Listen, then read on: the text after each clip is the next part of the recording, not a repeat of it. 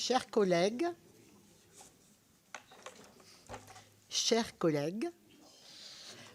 les conversations en aparté sont à présent terminées, puisque nous avons déjà pratiquement une dizaine de minutes de retard sur l'horaire prévu de la commission. Donc, bien évidemment, je suis heureuse d'accueillir aujourd'hui, dans l'enceinte de la commission des affaires économiques, Monsieur Olivier Andriès, qui est le directeur général du groupe Safran, mais qui est également président depuis juillet 2025 du GIFAS, qui est le groupe des industries françaises aéronautiques et spatiales. Monsieur le directeur général, vous êtes ingénieur de formation.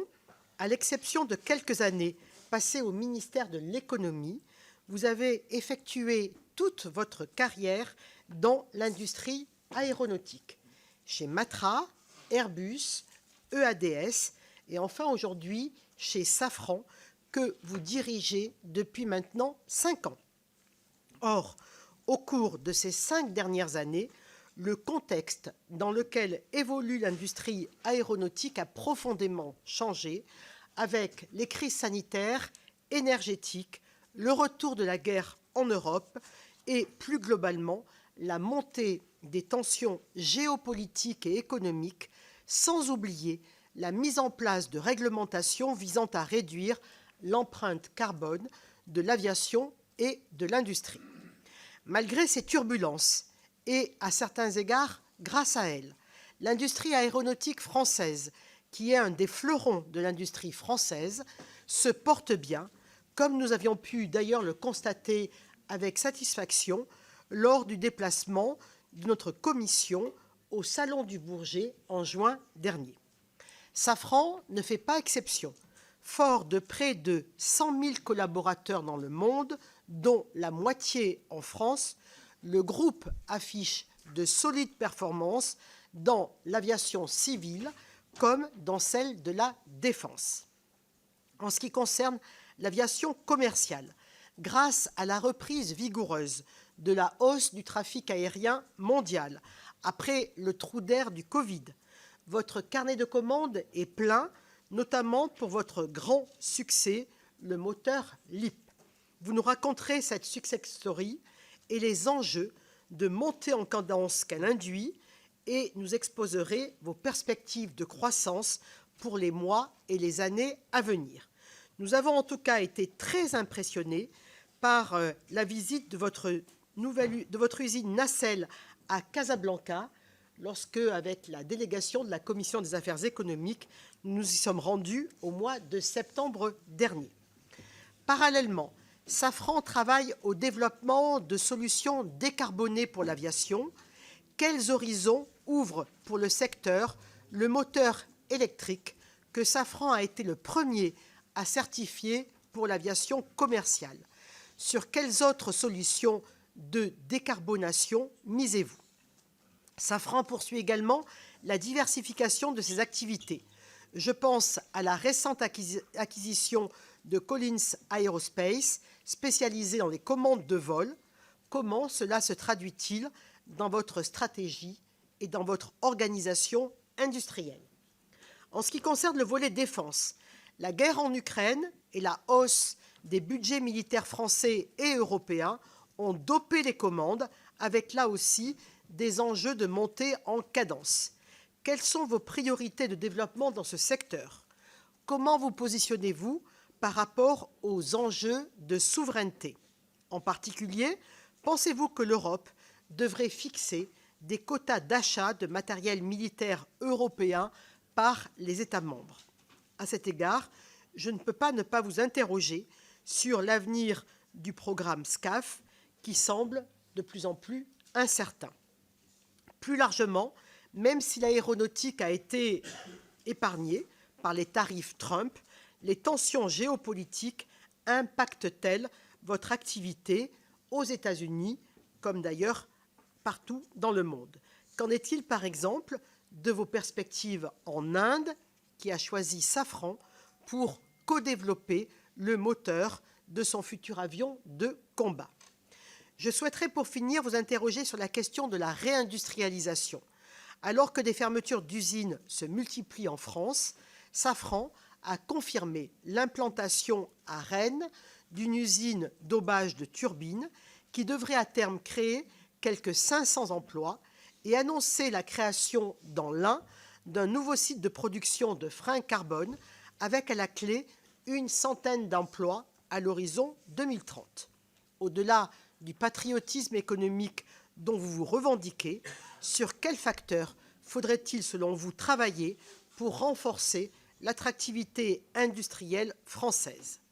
Je crois anticiper une première réponse avec la modération de la fiscalité, car vous avez dénoncé récemment être l'industrie aéronautique la plus taxée d'Europe. Vous savez la position qu'a prise d'ailleurs le Sénat à ce propos. Je pense également au coût de l'énergie. Alors que ce dernier est souvent cité comme un facteur plombant notre compétitivité industrielle, vous avez précisé que pour votre implantation à venir dans l'Ain, l'accès à une énergie décarbonée, stable et compétitive a été déterminant pour préférer la France aux États-Unis ou au Canada. Pouvez-vous nous expliquer ce paradoxe? Avez-vous bénéficié d'engagements tarifaires de la part d'EDF? Vous évoquerez sans doute également la qualité de l'écosystème de recherche. Safran est une entreprise très innovante qui s'appuie sur de nouveaux partenaires scientifiques avec des organismes de recherche publics et privés. Comment préserver et amplifier cet avantage comparatif? Comment enfin rendre l'industrie suffisamment désirable dans nos territoires pour que des projets pourvoyeurs d'emplois et de souveraineté ne soient plus bloqués par l'opposition de quelques irréductibles? Avant de vous céder la parole, je précise que cette audition est captée et diffusée en direct sur le site du Sénat. Je vous cède la parole. Ensuite, je laisserai la parole à notre rapporteur, en tout cas au nom de la commission, sur le compte d'affectation spéciale participation financière de l'État, Martine Berthet. Et ensuite, on ouvrira très largement les questions à l'ensemble de nos commissaires. Et je vois que bon nombre d'entre eux se sont déjà inscrits sur notre boucle WhatsApp. Donc, monsieur le directeur général, je vous laisse très volontiers la parole et je vous remercie de votre présence parmi nous. Merci beaucoup, Madame la Présidente, Madame le Président. Mesdames et messieurs, je me réjouis d'ailleurs de la présence physique d'un certain nombre de membres. Vous m'entendez là? Vous m'entendez bien? C'est bon? De membres de la commission. Je dis ça parce que les dernières auditions que où j'ai pu aller, en fait, elles étaient enregistrées bien sûr, mais il y avait assez peu de monde. Donc merci à vous d'être là. Voilà, je suis accompagné. Maison sérieuse. Je suis accompagné par Suzanne Kucharekova. Suzanne est notre directrice des affaires institutionnelles et publiques, et donc elle est évidemment à votre disposition pour dialoguer avec l'ensemble des représentants dans les territoires.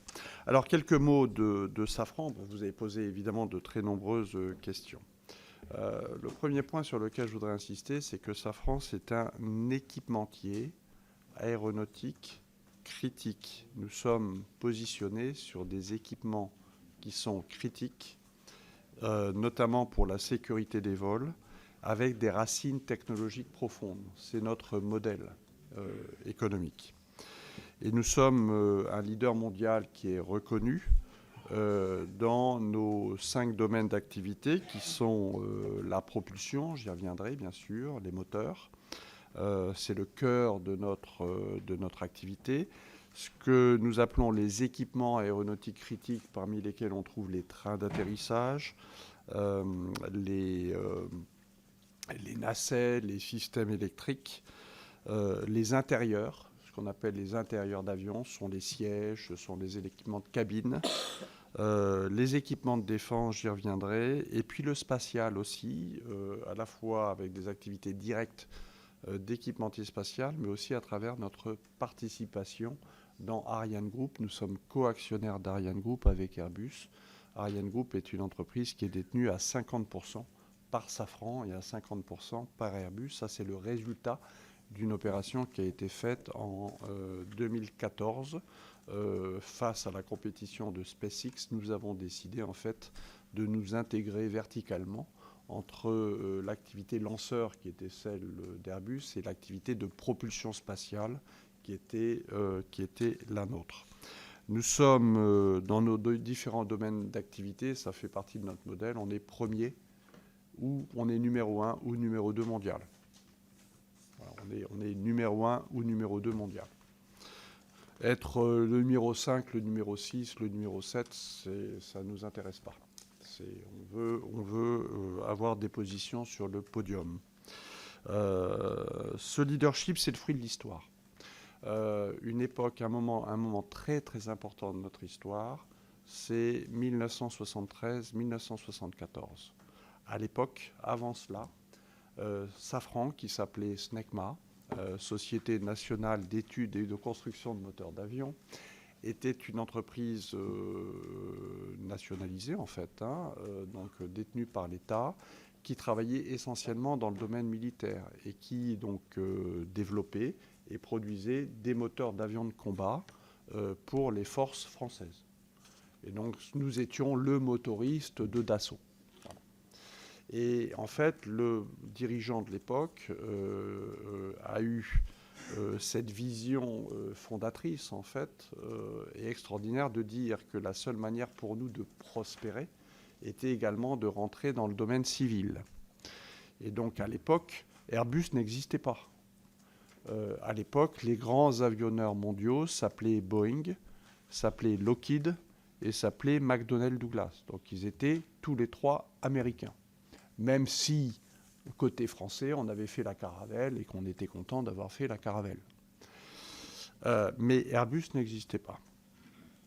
Et donc, il avait un projet de mettre sur le marché un moteur civil disruptif permettant de gagner 20% de consommation de carburant et donc, du coup, permettant également de réduire de 20% les émissions de gaz carbonique. Mais la vision de l'époque, c'était surtout de gagner 20% de consommation de carburant.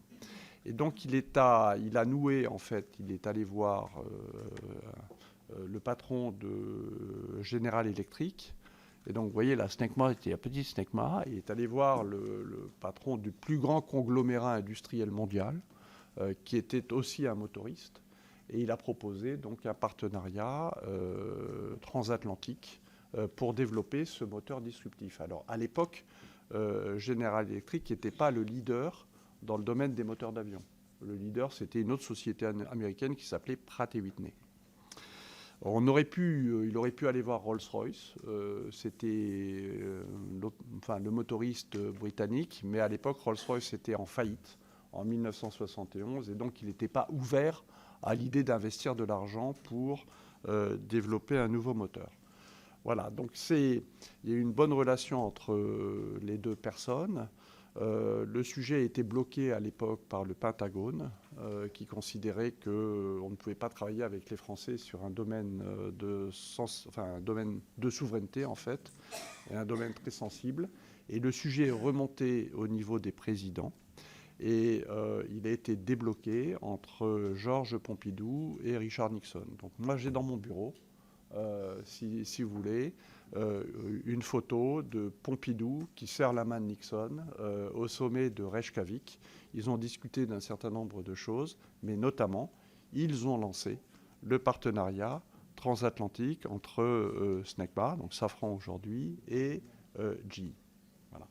Et c'était quelque part extraordinaire parce que c'est le seul partenariat transatlantique qui existe dans un domaine ultra sensible et de souveraineté, celui des moteurs d'avion. Il n'y en a pas d'autres. Il n'y a pas d'autres partenariats de cette nature. Et c'est un partenariat qui est totalement équilibré parce que c'est un partenariat à 50-50. Et donc, à travers ce partenariat, on est devenu leader mondial des moteurs d'avion. On est devenu leader mondial des moteurs d'avion moyen courrier. Et les avions moyen courrier, c'est à peu près 80 à 90% des livraisons d'avions commerciaux. Et en fait, nous avons 70 à 75% du marché des moteurs d'avions moyens courriers. Le premier qui nous a fait confiance, c'est l'armée de l'air américaine, en 1980, avec la remotorisation des ravitailleurs. La deuxième entité qui nous a fait confiance ensuite, quelques mois après, c'est Boeing. Et Airbus n'est venu que quelques années plus tard, lorsque Airbus a lancé l'A320. Ils ont effectivement considéré qu'il fallait travailler avec nous. Et donc, depuis cette période, nous sommes fournisseurs simple source de Boeing sur les 737, les Boeing 737, et nous sommes fournisseurs en double source d'Airbus sur les A320, mais avec une part de marché chez Airbus qui est de l'ordre de 60%. Et donc, au global, ça fait 75%, on va dire, de notre part de marché. C'est ce qui a fait notre bonne fortune, en fait.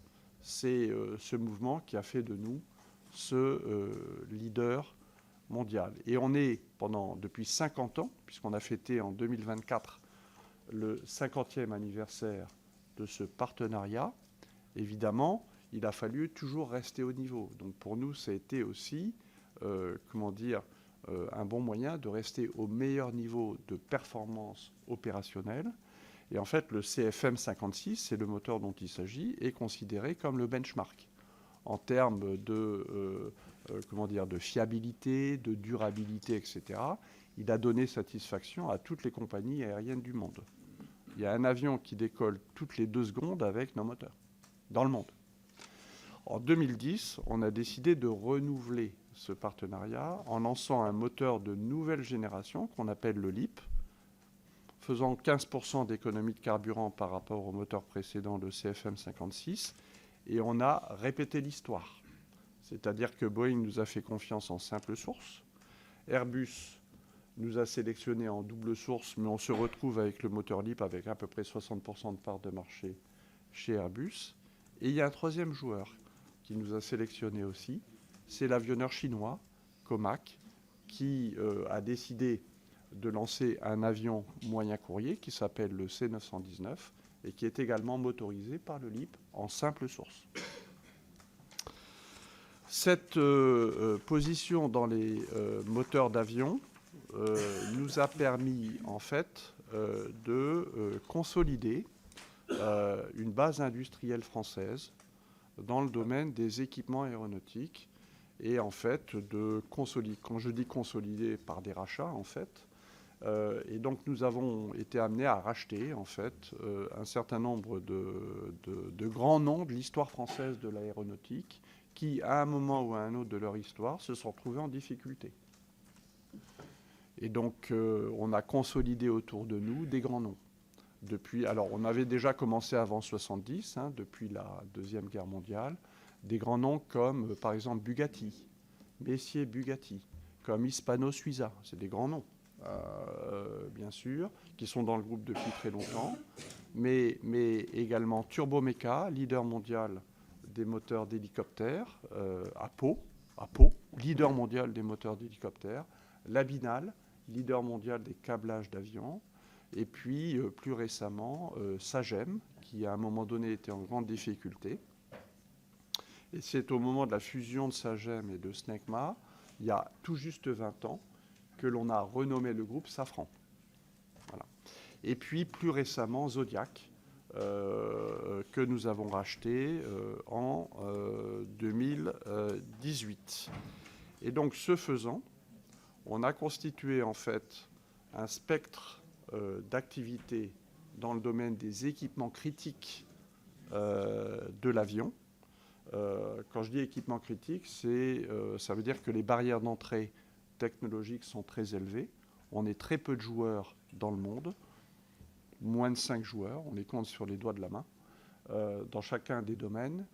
Et ce sont des domaines aussi où, si vous voulez, la barrière de la confiance avec l'avionneur est très importante, tellement c'est critique pour la sécurité de l'avion et des passagers. Donc les exemples typiques, c'est les trains d'atterrissage. On fait les trains d'atterrissage des Airbus, tous, les A320, les A330, les A350. On fait également des trains d'atterrissage de Boeing. Voilà. On fait les systèmes électriques des Airbus A320 et A350. On fait des systèmes électriques chez Boeing aussi. On fait ce qu'on appelle les nacelles d'avion. Qu'est-ce que c'est que la nacelle? La nacelle, c'est le berceau du moteur.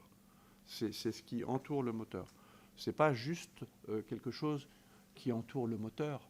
La nacelle a des fonctions très importantes, comme une fonction de freinage, en fait, et d'inversion de poussée au moment de l'atterrissage.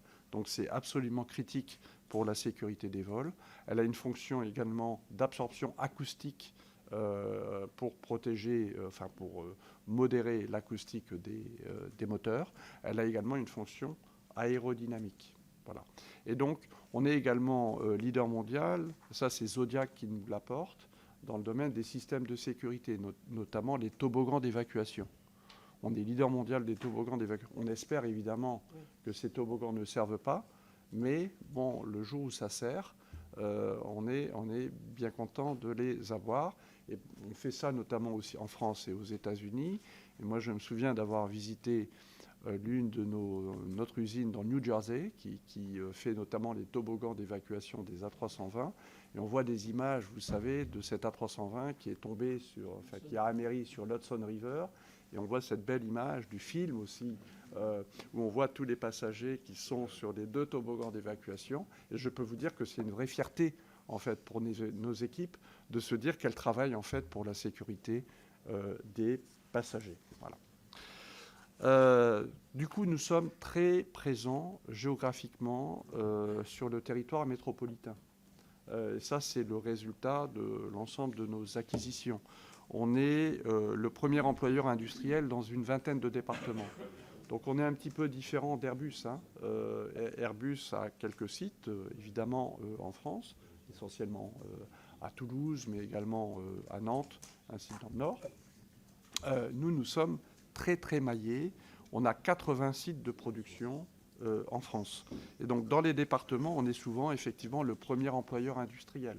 Donc, on a conscience de notre responsabilité et du maillage sur les territoires.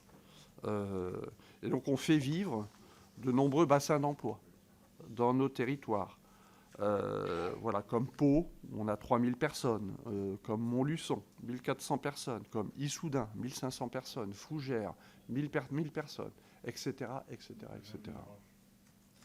Et bien sûr, beaucoup de sites en région parisienne. Plus de 50% de nos effectifs sont en France, sur environ 100 000 collaborateurs dans le monde. Donc 50% de nos effectifs en France. Safran exporte plus de 80% de son chiffre d'affaires.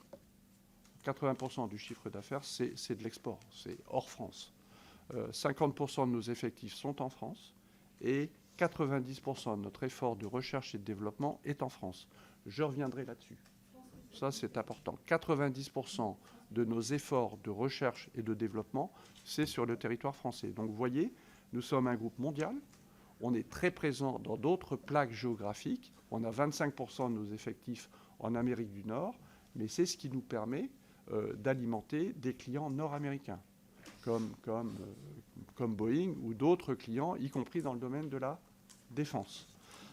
Mais 90% de notre recherche et développement est en France, donc nos racines sont françaises. Et on est fiers, évidemment, de nos racines. On recrute beaucoup. L'an passé, on a recruté près de 20 000 personnes. L'an passé. Dont plus de 5 000 en France. Donc nous sommes dans une dynamique très forte d'expansion, vous l'avez dit, Madame la Présidente, mais nous recrutons beaucoup. Alors, on fait 20% de notre chiffre d'affaires dans le domaine de la défense. Et donc nous sommes également, et nous en sommes pleinement conscients, un acteur de la souveraineté française et européenne. Le premier sujet sur lequel je souhaiterais insister, parce qu'il est absolument fondamental, c'est que dans le domaine des moteurs d'avion, nous sommes l'un des 4 acteurs dans le monde occidental à être capable de faire un moteur d'avion. Il n'y en a que 4. C'est tout. Il y a 2 Américains, il y a un Britannique qui s'appelle Rolls-Royce, et il y a Safran. Et on est capable de faire un moteur de A à Z, et ça, c'est le militaire qui nous donne cette colonne vertébrale. Parce que nous avons fait, depuis la Deuxième Guerre mondiale, les moteurs des avions de combat de Dassault, et notamment, c'est nous qui faisons le moteur du Rafale. Il n'y a pas de souveraineté d'un pays sans souveraineté dans l'aviation de combat. Un pays qui ne maîtrise pas son aviation de combat n'est évidemment pas souverain. C'est une évidence. Il n'y a pas de souveraineté dans l'aviation de combat sans maîtrise du moteur. Une souveraineté dans l'aviation de combat nécessite d'être capable de développer l'avion et son moteur de A à Z. Il n'y a pas de souveraineté dans le moteur sans maîtrise de ce qu'on appelle les parties chaudes des moteurs. Et nous, dans le domaine civil, le partenariat qu'on a avec General Electric dans le domaine civil, qui est encore une fois un partenariat équilibré, dans ce partenariat, nous sommes responsables des parties froides du moteur. C'est notre partenaire américain qui fait les parties chaudes du moteur. Mais pour être capable de faire un moteur de A à Z complet, il faut évidemment maîtriser les parties chaudes des moteurs. Et cette maîtrise des parties chaudes des moteurs, c'est le militaire qui nous l'accorde, enfin qui nous le donne. C'est le fait qu'on ait fait le moteur du Rafale tout seul et qu'on l'ait fait de A à Z. Et donc, le militaire, c'est la colonne vertébrale aussi pour assurer nos compétences. Et c'est d'ailleurs ce qui fait que GE a accepté de faire un partenariat équilibré avec nous. C'est parce qu'il nous respectait en tant que motoriste complet, parce que nous étions capables de faire des moteurs d'avions de combat. Alors nous sommes partenaires de GE dans le domaine civil. Nous sommes, comme vous pouvez l'imaginer, de redoutables concurrents dans le domaine militaire, parce que, évidemment, ils sont en face de nous. Voilà, donc la motorisation, c'est absolument clé. Et la maîtrise des parties chaudes, ça nécessite de maîtriser ce qu'on appelle les matériaux et l'élaboration des matériaux. Et ça, c'est quelque chose qui ne se copie pas. Ce n'est pas quelque chose qui est visible, ce n'est pas de la géométrie des pièces. Mais c'est ce qui fait la durabilité et la fiabilité des moteurs, qui sont évidemment, comme vous pouvez l'imaginer, une question absolument essentielle pour, encore une fois, la sécurité des vols. Donc cette maîtrise des matériaux, c'est ça qui nous a d'ailleurs amené à racheter Aubert et Duval, parce que nous avions besoin d'un partenaire souverain pour l'élaboration des matériaux dont on a besoin pour développer les moteurs de demain, et notamment les moteurs des avions de combat dont on aura besoin demain. On ne pouvait pas travailler avec un élaborateur américain. Or, le seul élaborateur de matériaux non américains, en fait, s'appelait Aubert et Duval. Donc, pour nous, Aubert et Duval était une entreprise absolument stratégique. C'est avec elle qu'on travaille pour l'élaboration des matériaux de demain. C'est ça la vraie raison stratégique pour laquelle Safran a souhaité reprendre Aubert et Duval. Alors Airbus a souhaité nous accompagner, très bien, mais fondamentalement, stratégiquement pour nous, c'est bien la protection d'une feuille de route souveraine sur les matériaux pour l'aviation de combat. Alors dans le domaine de la défense, en dehors des moteurs d'avions de combat et des moteurs d'hélicoptères, nous sommes leader mondial des moteurs d'hélicoptères, donc civils et militaires. Nous avons également des activités qui nous viennent de Sagem, qui sont des activités très stratégiques, éminemment stratégiques et souveraines, et notamment une activité qui s'appelle la navigation inertielle. La navigation inertielle, c'est une technologie sur laquelle nous sommes à l'état de l'art mondial, ce que même les Américains reconnaissent. C'est dans les documents officiels de la DARPA, état de l'art, Safran. Ça, c'est rare d'avoir des documents officiels américains. La DARPA, c'est l'agence de recherche militaire aux États-Unis. C'est très rare de voir la DARPA admettre publiquement qu'une entreprise non américaine soit à l'état de l'art. Donc, dans le domaine de la navigation inertielle, c'est quoi la navigation inertielle? Ce sont des technologies qui permettent à n'importe quel objet de connaître exactement sa position spatiale après, je dirais, un déplacement plus ou moins long. D'accord ? Et ça, c'est sans avoir je dirais, à dialoguer avec des constellations GPS. Voilà. Et donc, on a développé ces technologies en partenariat avec le ministère de la Défense français dans le cadre de la force de dissuasion océanique, parce qu'il fallait pouvoir donner des éléments et des clés pour que nos sous-marins nucléaires lanceurs d'engins puissent connaître leur position. Évidemment, ils ne vont pas dialoguer avec des constellations GPS, vous l'imaginez bien. Et donc, on a développé ces technologies dans le cadre de la force de dissuasion. Nous sommes les seuls en dehors des États-Unis à maîtriser cette technologie. Et donc, nous équipons, bien sûr, les sous-marins nucléaires lanceurs d'engins, les missiles balistiques, le Rafale, les lanceurs Ariane, mais également des hélicoptères, les chars, des canons. On parle beaucoup du canon César et de la précision du canon César. Ce qui donne la précision au canon César, c'est du Safran Inside. Ce sont nos centrales de navigation. Voilà. Donc, on a cette activité-là également dans le domaine de la défense. Et on a également une activité dans le domaine de l'optronique, et notamment pour tous les systèmes, en fait, de surveillance qui sont utilisés pour les avions de surveillance, pour les hélicoptères, que ce soit les hélicoptères de la gendarmerie, les drones de surveillance, les bateaux, les sous-marins, les chars. On équipe en fait un certain nombre de plateformes. Et vous voyez, dans le domaine de la défense, comme dans le domaine de l'aéronautique, on se positionne comme un équipementier critique qui apporte des technologies critiques pour la performance de la plateforme qu'on équipe. Mais on n'est pas plateformiste nous-mêmes. Voilà, alors compte tenu de tout ce panorama, si vous voulez, on a deux axes stratégiques fondamentaux. Le premier, c'est la décarbonation de l'aviation, on en a parlé, et le deuxième, c'est la souveraineté, dans le contexte mondial et géopolitique que vous évoquiez. Alors sur la décarbonation, l'aéronautique, c'est quand même un domaine, et c'est peut-être le seul domaine industriel aujourd'hui, où la France est au premier rang mondial.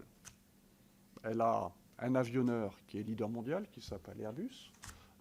Elle a un motoriste et un équipementier qui est aussi leader mondial, donc Safran. Elle a également d'autres acteurs qui ont des positions de leadership mondial, comme Thales aussi. Donc nous avons en fait un écosystème qui est au meilleur niveau mondial. Nous sommes le seul pays, en dehors des États-Unis, y compris dans le civil, à être capable de faire un avion, en gros, de A à Z. Et donc, la France a un rôle à jouer dans la décarbonation du secteur aérien. Elle a un rôle à jouer, bien entendu. Et donc, nous sommes tous engagés à cela, et nous pouvons proposer, effectivement, des solutions pour décarboner l'aviation mondiale.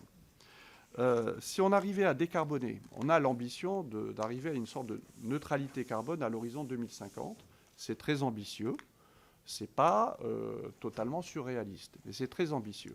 Si on n'arrivait qu'à décarboner la moitié, je dis ça, si à travers nos actions, on arrivait à décarboner seulement 50% du secteur aérien mondial, ça équivaudrait à une décarbonation totale de l'ensemble de ce qui se passe sur le territoire français. C'est juste pour vous donner une vision des enjeux. Et donc, c'est important, et encore une fois, c'est un domaine, et le domaine sur lequel la France peut avoir un rôle mondial. Alors, qu'est-ce qu'on fait pour décarboner? C'est quoi la trajectoire de décarbonation de l'aérien?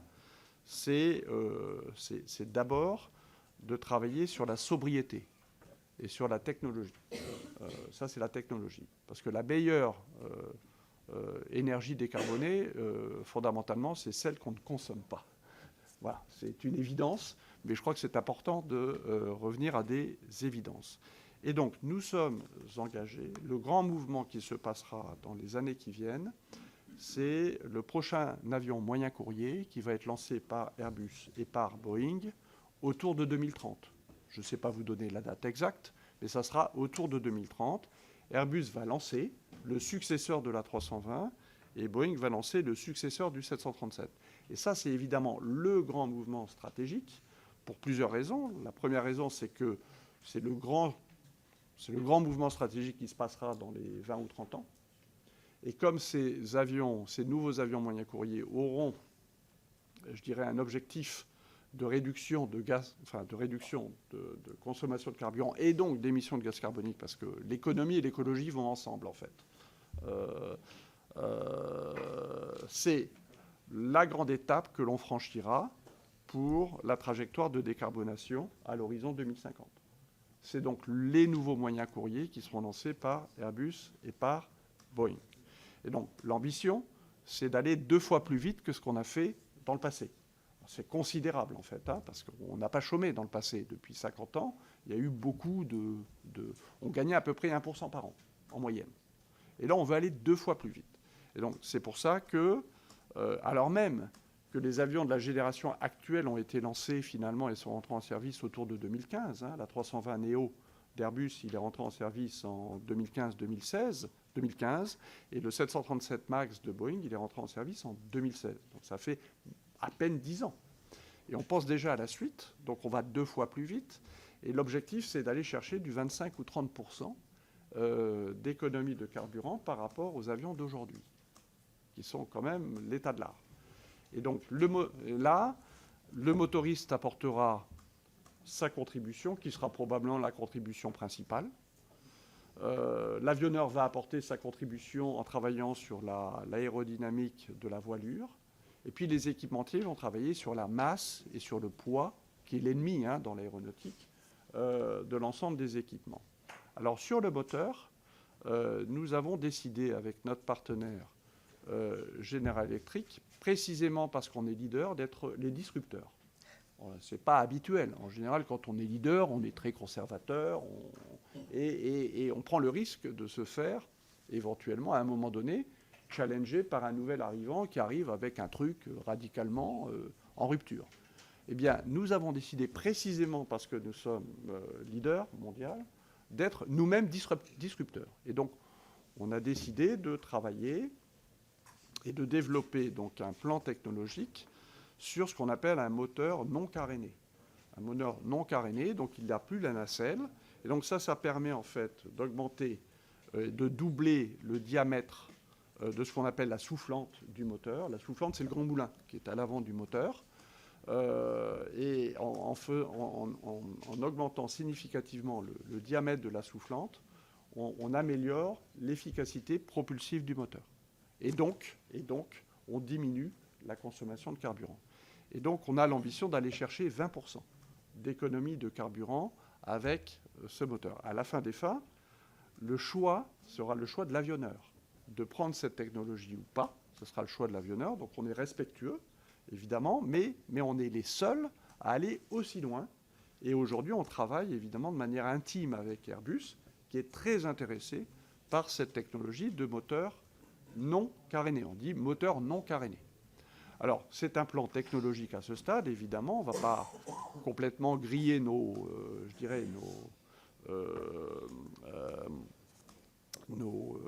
ponts.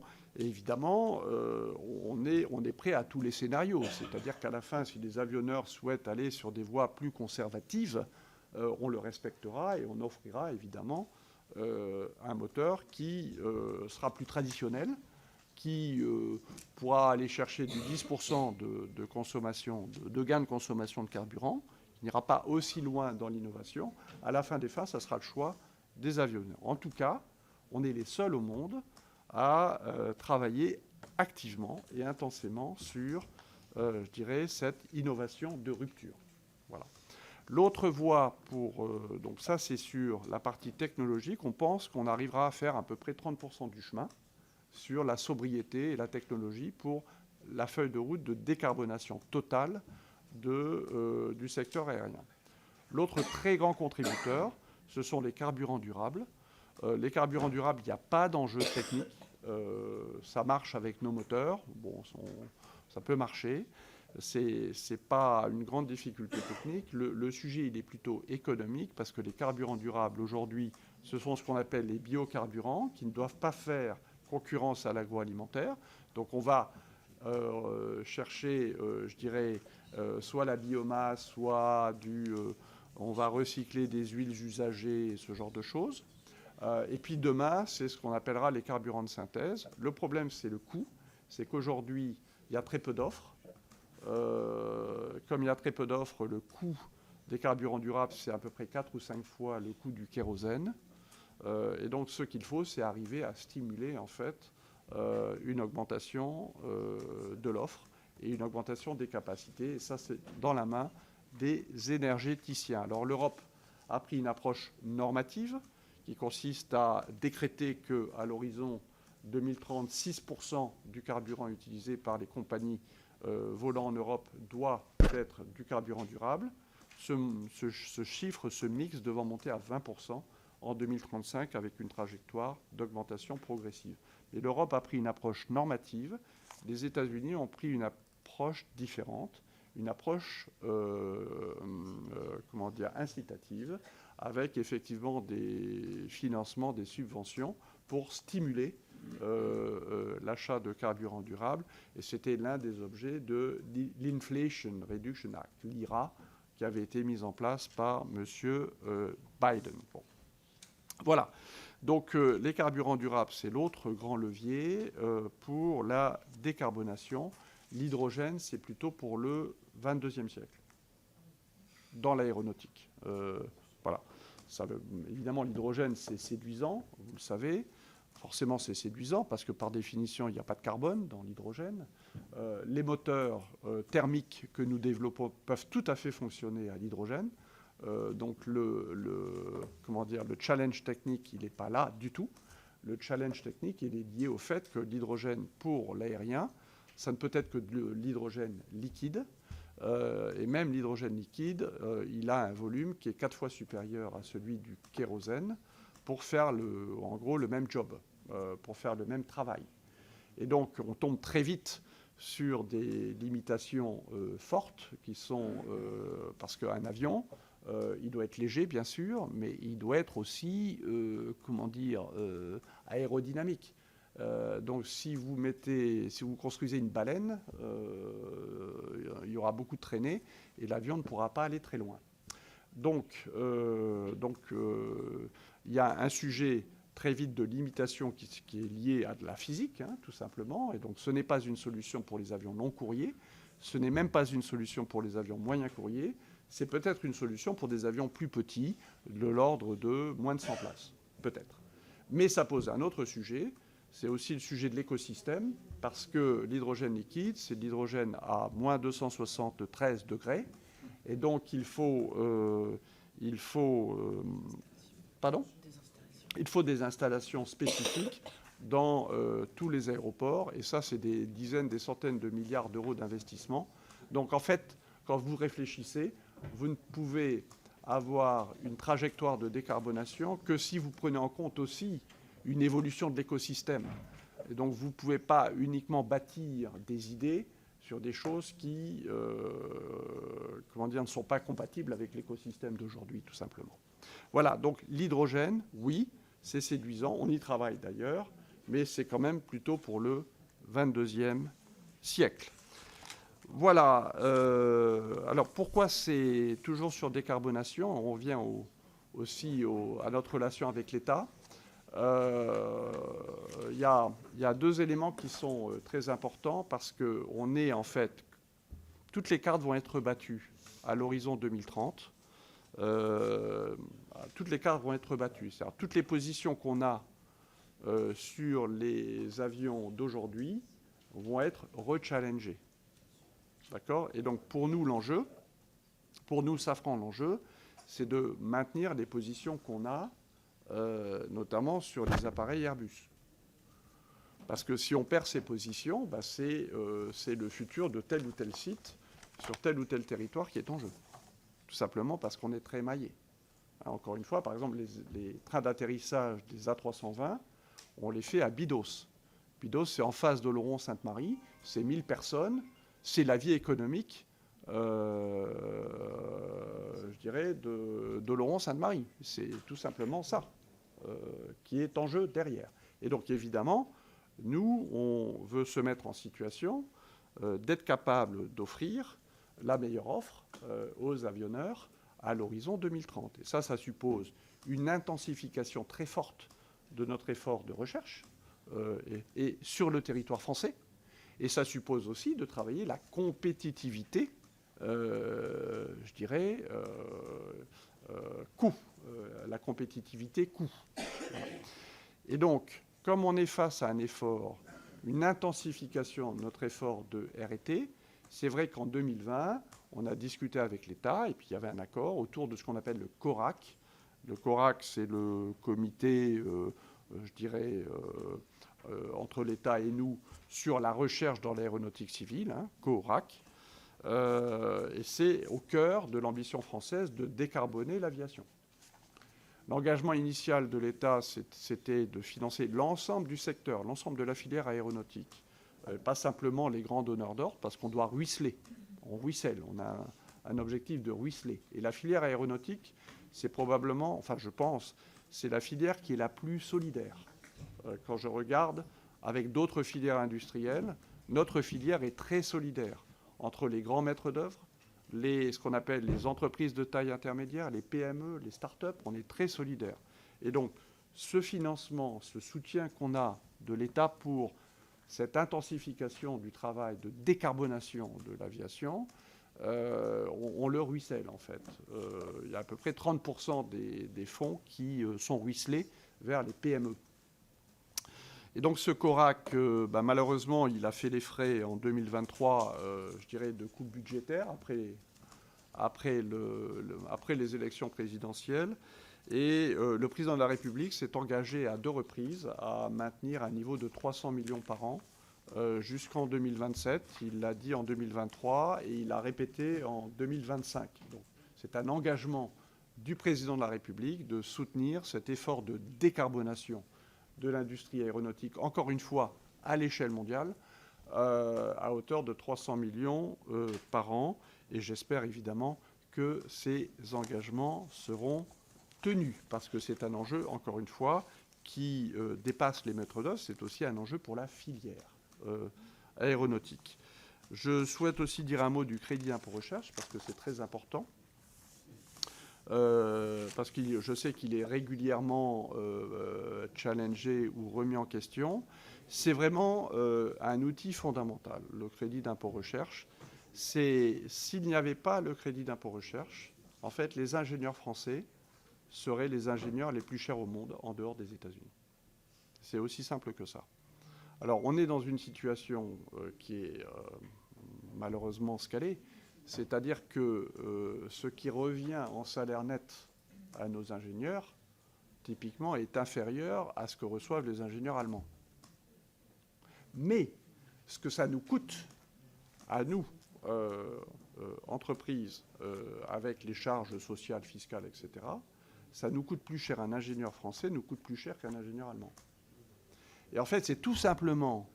le quart, c'est lié, en fait, je dirais, aux charges sociales qui sont colossales en France par rapport à tous les autres pays européens.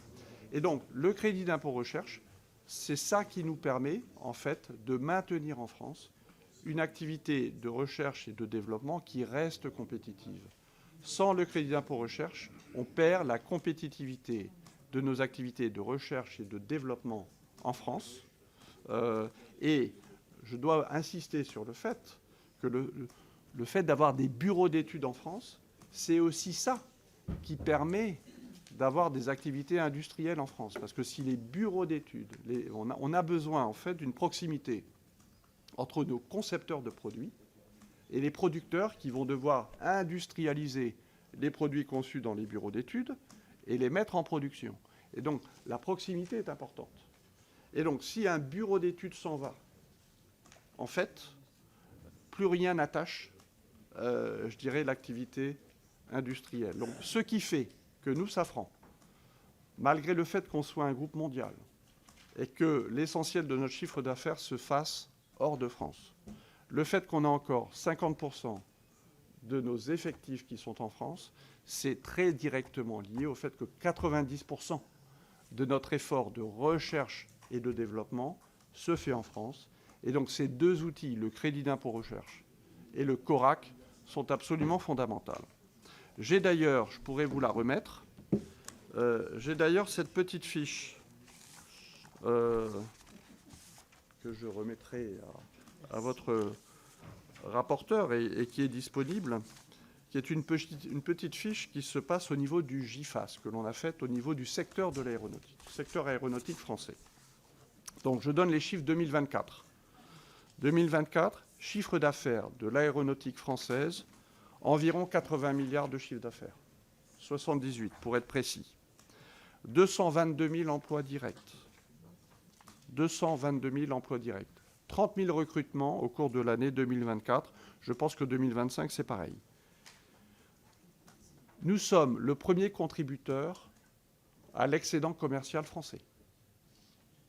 Nous restons le premier contributeur. 30 milliards d'euros en 2024. 30 milliards d'euros.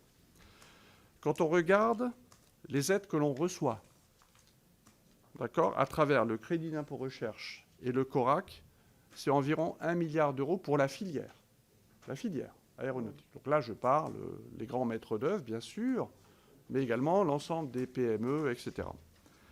Et nous rendons à l'État français 12,5 milliards d'euros en 2024 à l'État et aux collectivités à travers les différents prélèvements obligatoires.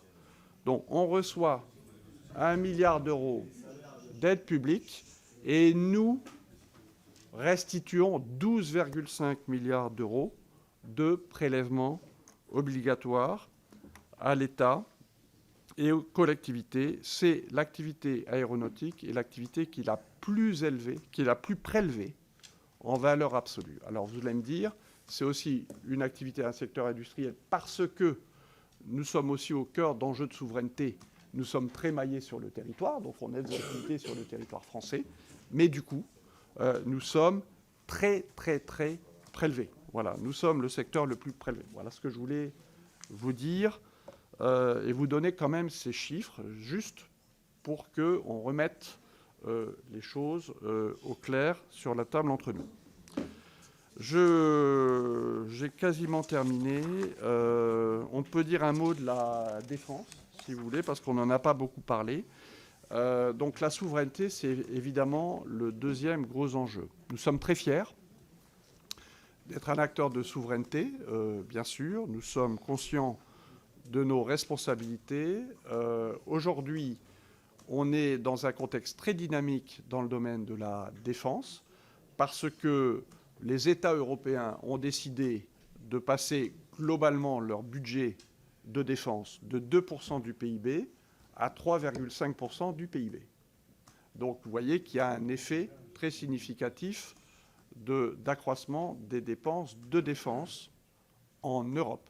Ce qu'il faut avoir en tête, c'est que 75% de ces dépenses aujourd'hui n'alimentent pas la base industrielle et technologique européenne. C'est-à-dire que ce sont des dépenses qui sont effectuées sur étagère auprès essentiellement de fournisseurs américains. Donc aujourd'hui, c'est l'essentiel, la grande majorité des budgets de dépenses des pays européens sont effectués auprès des États-Unis. C'est tout, il faut le savoir. Et donc, l'un des enjeux pour nous tous, c'est compte tenu, je dirais, de ce contexte géopolitique et, je dirais, d'une certaine désinhibition, voire d'une certaine brutalité des rapports. Ce qui est intéressant, c'est qu'il y a une prise de conscience plus forte d'un certain nombre de pays européens qu'il est maintenant important de limiter en quelque sorte un peu plus sa dépendance et d'être un peu plus souverain. Nous étions le seul pays depuis le général de Gaulle à avoir un discours sur la souveraineté. Et les gens considéraient que lorsque la France parlait de souveraineté, en fait, la France mettait en cause l'OTAN. Pas du tout. C'est pas du tout ça. La France a toujours considéré que les États-Unis étaient un pays allié, mais la France a toujours, depuis le général de Gaulle, considéré qu'on était quand même mieux servi par soi-même et qu'il fallait avoir une souveraineté, d'où les décisions qui ont été prises. Mais nous étions le seul pays en Europe là-dessus. Aujourd'hui, quand même, on voit une montée des sensibilités sur le fait qu'il est important de construire une base industrielle et technologique de défense européenne. Prise de conscience en Allemagne, qui a décidé d'investir massivement dans le domaine de la défense et qui, à l'horizon de 5 à 10 ans, a l'ambition de devenir, en fait, la première puissance militaire européenne, l'Allemagne. Parce qu'elle en avait les moyens, mais elle n'en avait pas la volonté, jusque-là, compte tenu de l'histoire. Mais compte tenu de ce qui se passe, elle en a aujourd'hui la volonté. Et donc, l'Allemagne investit massivement dans le domaine de la défense et dans le domaine de l'espace. Les pays de l'Est, les pays d'Europe du Nord également. Et donc, évidemment, il y a aussi un enjeu pour nous, compte tenu du fait que, en France, on a construit une base industrielle et technologique forte, assez unique en fait. Donc, il y a des opportunités en fait. Et ça suppose aussi d'aller vers un peu plus d'Europe, de s'européaniser, parce que, évidemment, un pays qui achète des équipements dans le domaine de la défense souhaite quand même, c'est assez légitime, qu'un certain nombre de choses se passent sur son territoire. Voilà. Et donc, ça nécessite de déployer une stratégie, plus européenne de la part des acteurs français. C'est important. C'est d'autant plus important que tout ce mouvement se passe dans un contexte où la France, elle, est dans une situation de difficulté budgétaire inédite. Et donc il y a quelque part un basculement qui est en train de s'opérer. Et donc, il faut en prendre conscience. Il faut en prendre conscience. Il y a un basculement qui est en train de s'opérer avec des pays qui ne nous attendent pas. Parce qu'on continue à être dans nos difficultés budgétaires et à ne toujours pas avoir de budget. Bon.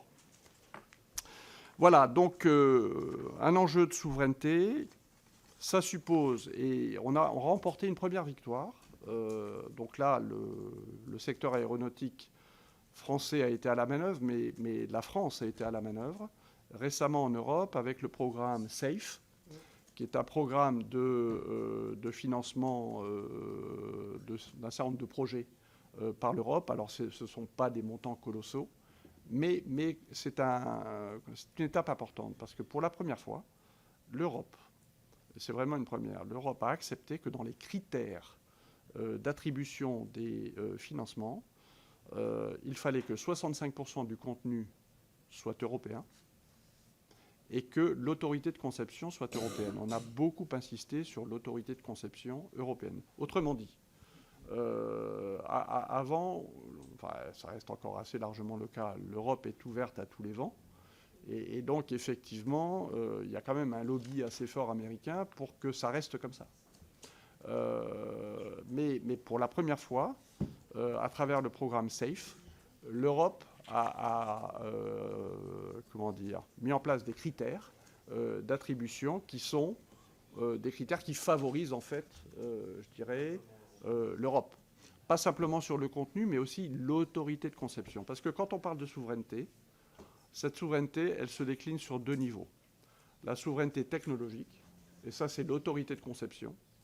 C'est l'autorité de conception. Et la souveraineté des chaînes d'approvisionnement. Et la résilience des chaînes d'approvisionnement, ce qui est un autre sujet. Et ce que l'on constate aujourd'hui, dans le contexte géopolitique qui est celui d'aujourd'hui, c'est ce que j'appelle une arsenalisation des chaînes d'approvisionnement. C'est-à-dire que certains pays utilisent en fait des dépendances sur des chaînes d'approvisionnement pour en faire un instrument géopolitique. Donc évidemment, les États-Unis le font, mais la Chine le fait aussi. C'est la problématique des terres rares, par exemple, dont on parle beaucoup. Et donc il est important, sur les enjeux de souveraineté, que chaque acteur, évidemment, bâtisse ses plans de résilience, évidemment, mais c'est un sujet qui doit être pris à l'échelle européenne. Voilà. Je crois que j'en arrêterai là parce que vous voudrez sans doute poser plein de questions. Merci beaucoup, Monsieur le Directeur Général, pour cette présentation fort intéressante et très complète. Alors, nous avons énormément de questions. Je ne sais pas, mais je crois que vous devez nous quitter à 11h15. C'est ce qu'on avait dit, 11h15. Ça va ? En tout cas, les commissaires vont faire en sorte que ça aille. Si vous voulez, on peut étendre jusqu'à 11h30 parce que j'ai toujours une petite marge, mais bon, j'opérerai sans marge. 11h30. Ils vont s'astreindre à être concis et synthétiques et à ne pas être redondants dans les questions qu'ils vont vous poser. Donc on commence avec Martine Berthet et on passera tout de suite à deux autres commissaires, Guylain Cambier et Jean-Claude Tissot.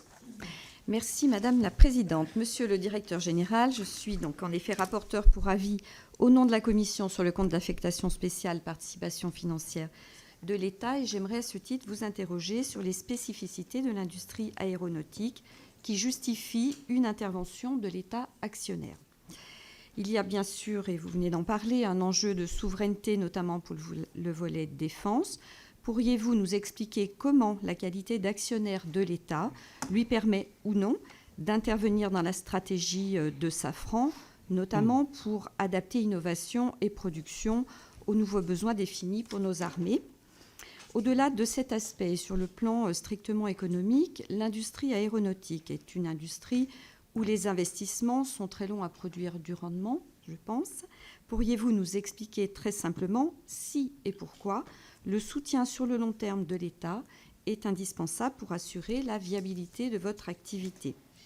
Et enfin, un peu en marge du cas PFE, êtes-vous favorable au principe de champion européen que vous êtes, ça ne fait aucun doute.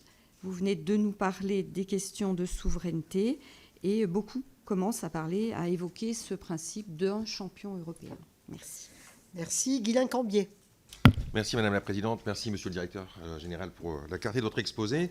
J'ai eu la chance de participer avec Madame la Présidente et la Commission Affaires économiques et certains de nos collègues à la visite de votre site industriel au Maroc. J'ai suivi d'ailleurs, comme d'autres, avec un intérêt non moins certain, l'annonce de la construction de cette usine d'assemblage du moteur LEAP. Je me réjouis de votre volonté d'être toujours parmi les premiers. Malheureusement, à vous écouter, je constate aussi que vous êtes le premier contributeur fiscal au redressement du pays. Et donc, je m'alerte. Attendez, quelles sont les conditionnalités, parce que trop d'impôts tue l'impôt. Quelles sont les conditionnalités aux aides publiques que vous pensez réellement contre-productives ? Et puisque vous avez aussi déclaré préférer ne pas investir dans des territoires dirigés par certains élus, au passage, la Bénois, le Cambrésis, le Valenciennois sont très Safran-friendly. Jean-Claude Tissot. Merci Madame la Présidente. Monsieur le Directeur Général, c'est vrai que vous avez fait un exposé très exhaustif et très large, mais néanmoins j'avais deux questions, mais je vais les raccourcir. La première était sur le secteur aéronautique et la décarbonation de la filière. Vous en avez parlé clairement. J'avais une question sur l'hydrogène. Vous avez répondu. Le carburant de l'aviation durable, vous avez aussi répondu. Mais il y a un point sur lequel que vous n'avez pas abordé. C'est qu'au-delà du simple progrès technologique, vous envisagez-vous une sobriété dans l'usage de l'aérien avec une modération du trafic? Est-ce que ça rentre dans certaines de vos discussions stratégiques? Et puis sur le secteur de la défense, on vous l'avait abordé aussi, on note, et ce n'est pas nouveau, la montée des tensions internationales, ces temps-ci indiscutable, favorise incontestablement les dynamiques de production pour les groupes comme le vôtre. Comment est-ce que vous gérez les enjeux éthiques liés aux exportations de matériel de défense? Vous aviez notamment été, et je mets bien entre guillemets, accusé avec d'autres groupes français d'avoir poursuivi vos exportations de composants électroniques à la Russie après février 2022, mais en amont de la survenance d'événements tels que quelle est votre stratégie quant à l'exportation vers des pays qui montrent des velléités de va-t-en-guerre?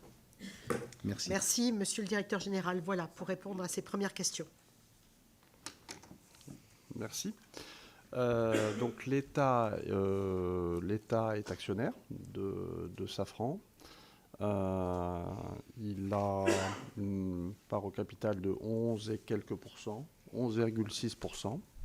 En fait, l'État a procédé dans l'histoire un certain nombre de vagues de cession de ses parts. Donc sa part dans l'actionnariat a continué à baisser. Il est aujourd'hui à 11,6%. Donc l'État est représenté dans le conseil d'administration de Safran avec 2 administrateurs donc, qui prennent part aux décisions et au vote. Hein. Donc 2 parmi... 2 administrateurs parmi, alors je crois que nous sommes 16 maintenant dans le conseil. À côté de ça, donc les administrateurs qui représentent l'État n'ont pas de poids ou de rôle particulier par rapport aux autres administrateurs qui sont des personnes indépendantes, hein, pour la plupart. Donc, en revanche, il y a, je dirais, une convention entre Safran et l'État sur des actifs stratégiques. Et donc pour des actifs qui sont stratégiques, effectivement, l'État, nous devons engager un dialogue avec l'État si nous avions la volonté de les céder.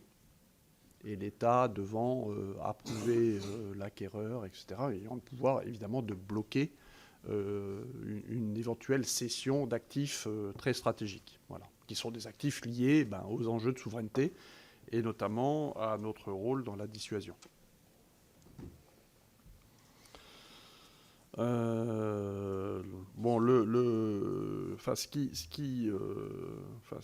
qui fait ce qu'est l'industrie aéronautique aujourd'hui, c'est quand même le fruit, je dirais, de décisions très structurantes qui ont été prises dans les années 70.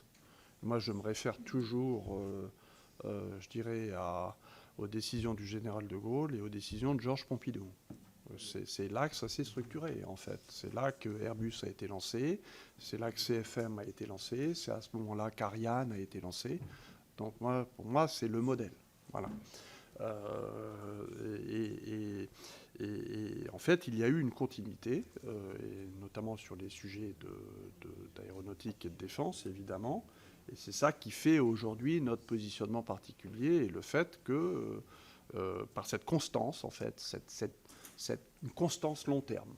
Je crois que c'est important. Et il y a eu évidemment des changements de gouvernement, et ça c'est bien, c'est la démocratie, mais il y a toujours eu, jusqu'à présent, une grande constance, quels que soient les gouvernements et les présidents en place, sur notamment ces domaines de l'aéronautique et de la défense. Et donc cette constance, en fait, ça c'est important. C'est évidemment très précieux. Et je crois que c'est pas parce qu'il y a des difficultés budgétaires aujourd'hui qu'il faut déconstruire, parce que ce serait dommage de déconstruire aujourd'hui le seul secteur industriel qui marche encore très bien. Enfin, quand je dis le seul, l'un des seuls qui marche encore très très bien. Et donc, comme on est dans cet effort un peu unique, et encore une fois extrêmement intense, d'investissement de recherche et de technologie pour être au rendez-vous de 2030, c'est important que le CORAC puisse continuer à fonctionner au profit de la filière, bien sûr. Et encore une fois, j'insiste sur le rôle majeur du crédit d'impôt recherche. Et derrière ça, il y a aussi, c'est quoi la vision qu'on a dans le domaine de la défense. Donc la loi de programmation militaire, ça donne de la visibilité, ça répond aux besoins avec les marches, les surmarches. Bon, ça c'est un sujet parce que c'est vrai que s'il n'y a pas de budget, là on aura un problème vis-à-vis de la loi de programmation militaire. Ça c'est un autre débat. Alors, je pense que tout ceci nous amène évidemment à l'échelle européenne. Airbus est un champion européen, c'est devenu une référence et c'est très très bien. Donc, vous avez vu qu'il y a une opération qui a été annoncée un peu identique dans le domaine des satellites. On a un champion européen dans le domaine des missiles qui est véritablement européen, qui s'appelle MBDA, enfin qui est en fait le résultat d'un regroupement des activités missiles françaises à l'époque. Moi, j'ai vécu ça au début. C'est Matra qui a lancé ça. avec les Britanniques à l'époque, c'était en 1995. Puis les activités missiles d'aérospatial, les activités allemandes, missiles allemandes et italiennes. Donc on a créé un grand champion missilier européen. C'est important. J'en profite pour dire un mot d'Ariane Group, parce que Ariane a symbolisé la coopération spatiale européenne depuis 50 ans. Alors évidemment qu'Ariane est challengée par SpaceX, mais je dois avouer que depuis 18 mois, on est sur une trajectoire qui est quand même très positive, parce qu'il y a eu un premier vol qui s'est très très bien passé, et depuis, il y a eu 4 lancements commerciaux, ce qui est un record, parce que même SpaceX ne l'a pas fait, 4 vols commerciaux en 18 mois après le premier vol inaugural, c'est un record. Voilà, et donc Ariane va monter en cadence maintenant, avec l'objectif cette année d'aller à 7 ou 8 lancements. Mais là où il faut faire attention, c'est que il y a quand même des velléités centrifuges. Ariane a toujours été, je dirais, le symbole de la coopération européenne, au premier rang avec quelques pays, au premier rang desquels la France, bien sûr, l'Allemagne et l'Italie. Et on assiste à quelques velléités centrifuges. Donc c'est important, là aussi, qu'on veille à ce qu'on reste groupé quand même, parce que la compétition, c'est pas entre pays européens. La compétition, ce sont les États-Unis, c'est la Chine, notamment. Et je peux vous dire que là, les lancements institutionnels américains sont réservés aux lanceurs américains, et les lancements institutionnels chinois sont faits par des lancements chinois, par des lanceurs chinois. Donc il n'y a qu'en Europe que les lancements institutionnels sont ouverts au grand large. Voilà, donc oui, je pense qu'on va retrouver avec ce contexte, j'espère, une dynamique européenne. Vous avez parlé du Maroc. Merci de votre retour sur l'activité nacelle à Casablanca. Je peux peut-être dire un mot de ça, parce que ça peut surprendre. Mais à une époque, il y a quelques années, Airbus nous a dit nous, on souhaite reprendre, réintégrer l'activité de nacelle chez nous. Parce que nous faisons les nacelles de l'Airbus A320. Et en fait, on a une usine au Havre qui fait les nacelles de l'A320, qui faisait les nacelles de l'A320, 1500 personnes au Havre. Donc évidemment, c'était un sujet. Et en fait, ce qu'on a proposé, c'est une baisse des prix à Airbus pour éviter cela. Et donc, on a accepté, en fait, de baisser nos prix. Voilà. Mais une fois qu'on avait fait ça, il fallait qu'on trouve le moyen d'être plus compétitif et de baisser nos coûts. Et comme on était dans une dynamique de très forte montée en cadence, en fait, on a décidé, en fait, de bâtir ce site à Casablanca qui fonctionne un peu comme une usine jumelle du Havre.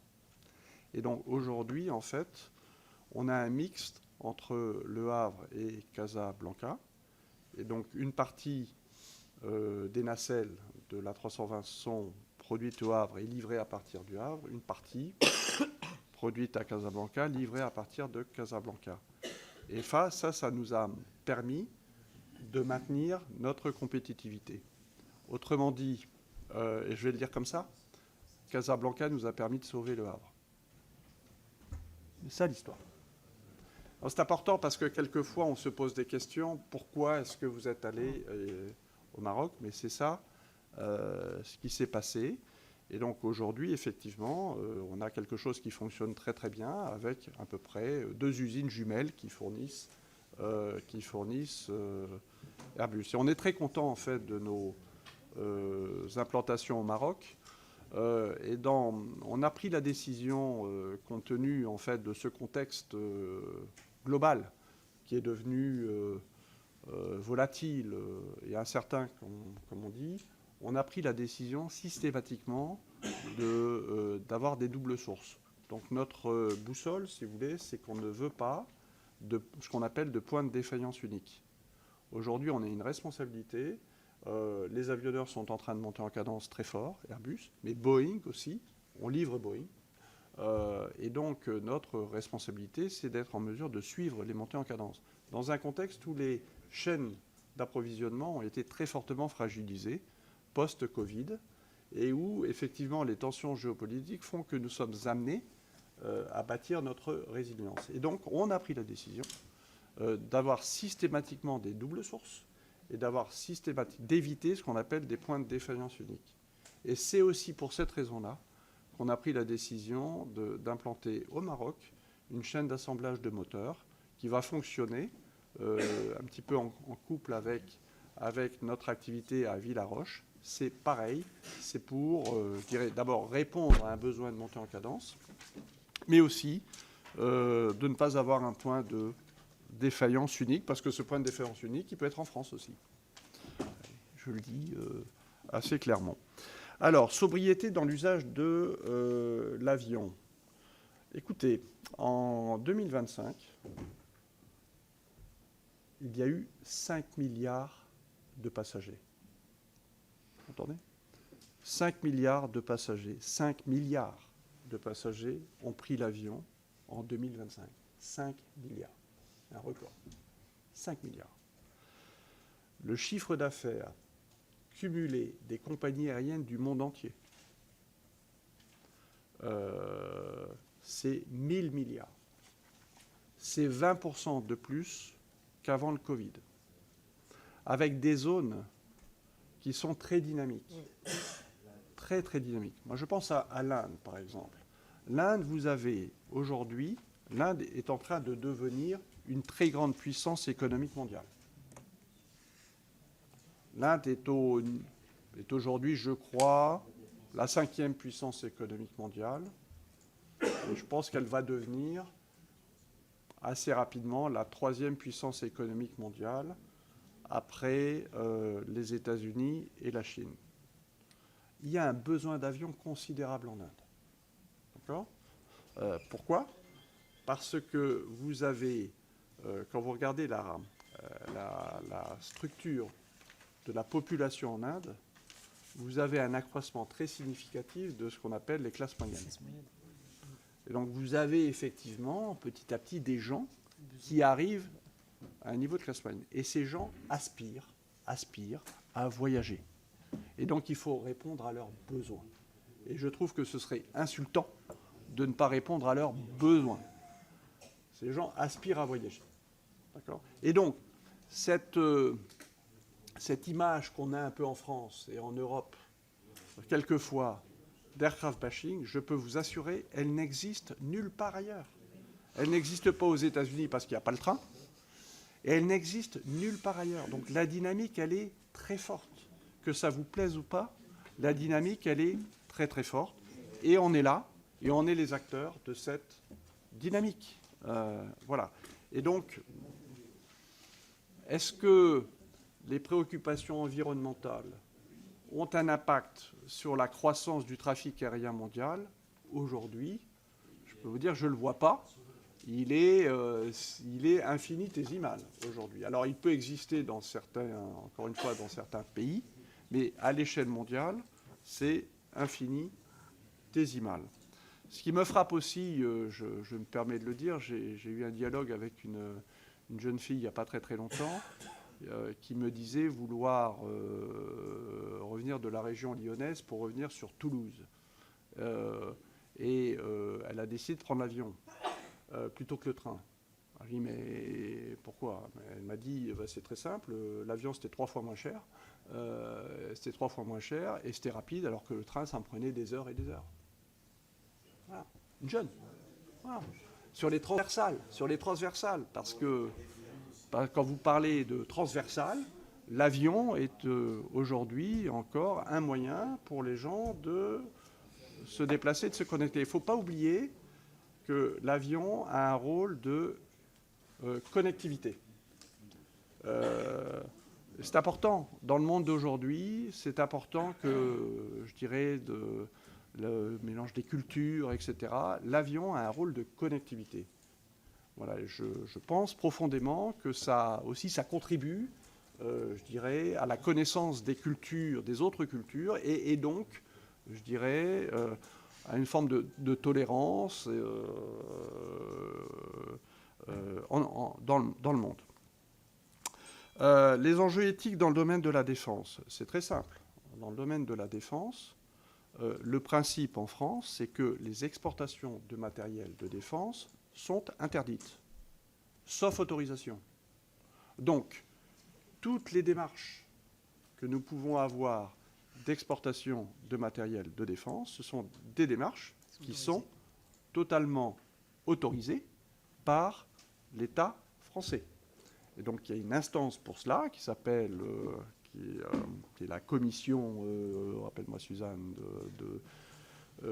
c'est géré par le SGDSN. Mais donc, il y a une commission d'autorisation des exportations de matériel d'armement, la CIEMG, c'est ça, commission interministérielle. Et donc, c'est vraiment l'État qui prend la décision d'autoriser ou d'interdire telle ou telle action. Et ça, c'est très en amont, y compris même dans le démarchage initial.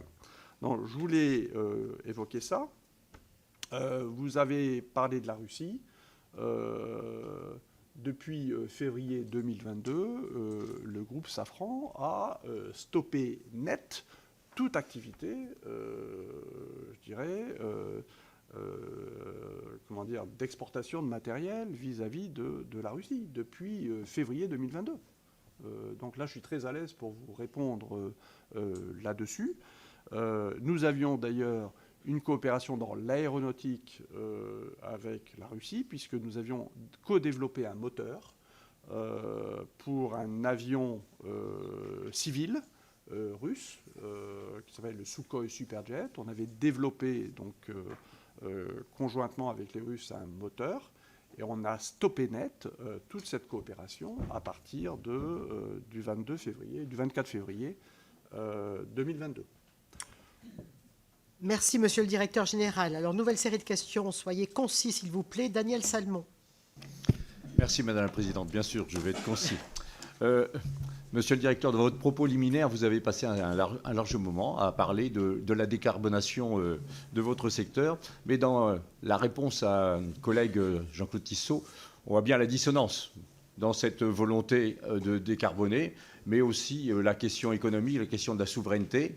Et aujourd'hui, force est de constater que nous ne sommes pas du tout dans la trajectoire. Vous savez bien que la France a baissé de 1,6% ses gaz à effet de serre cette année, alors que la trajectoire, c'est 4,6%.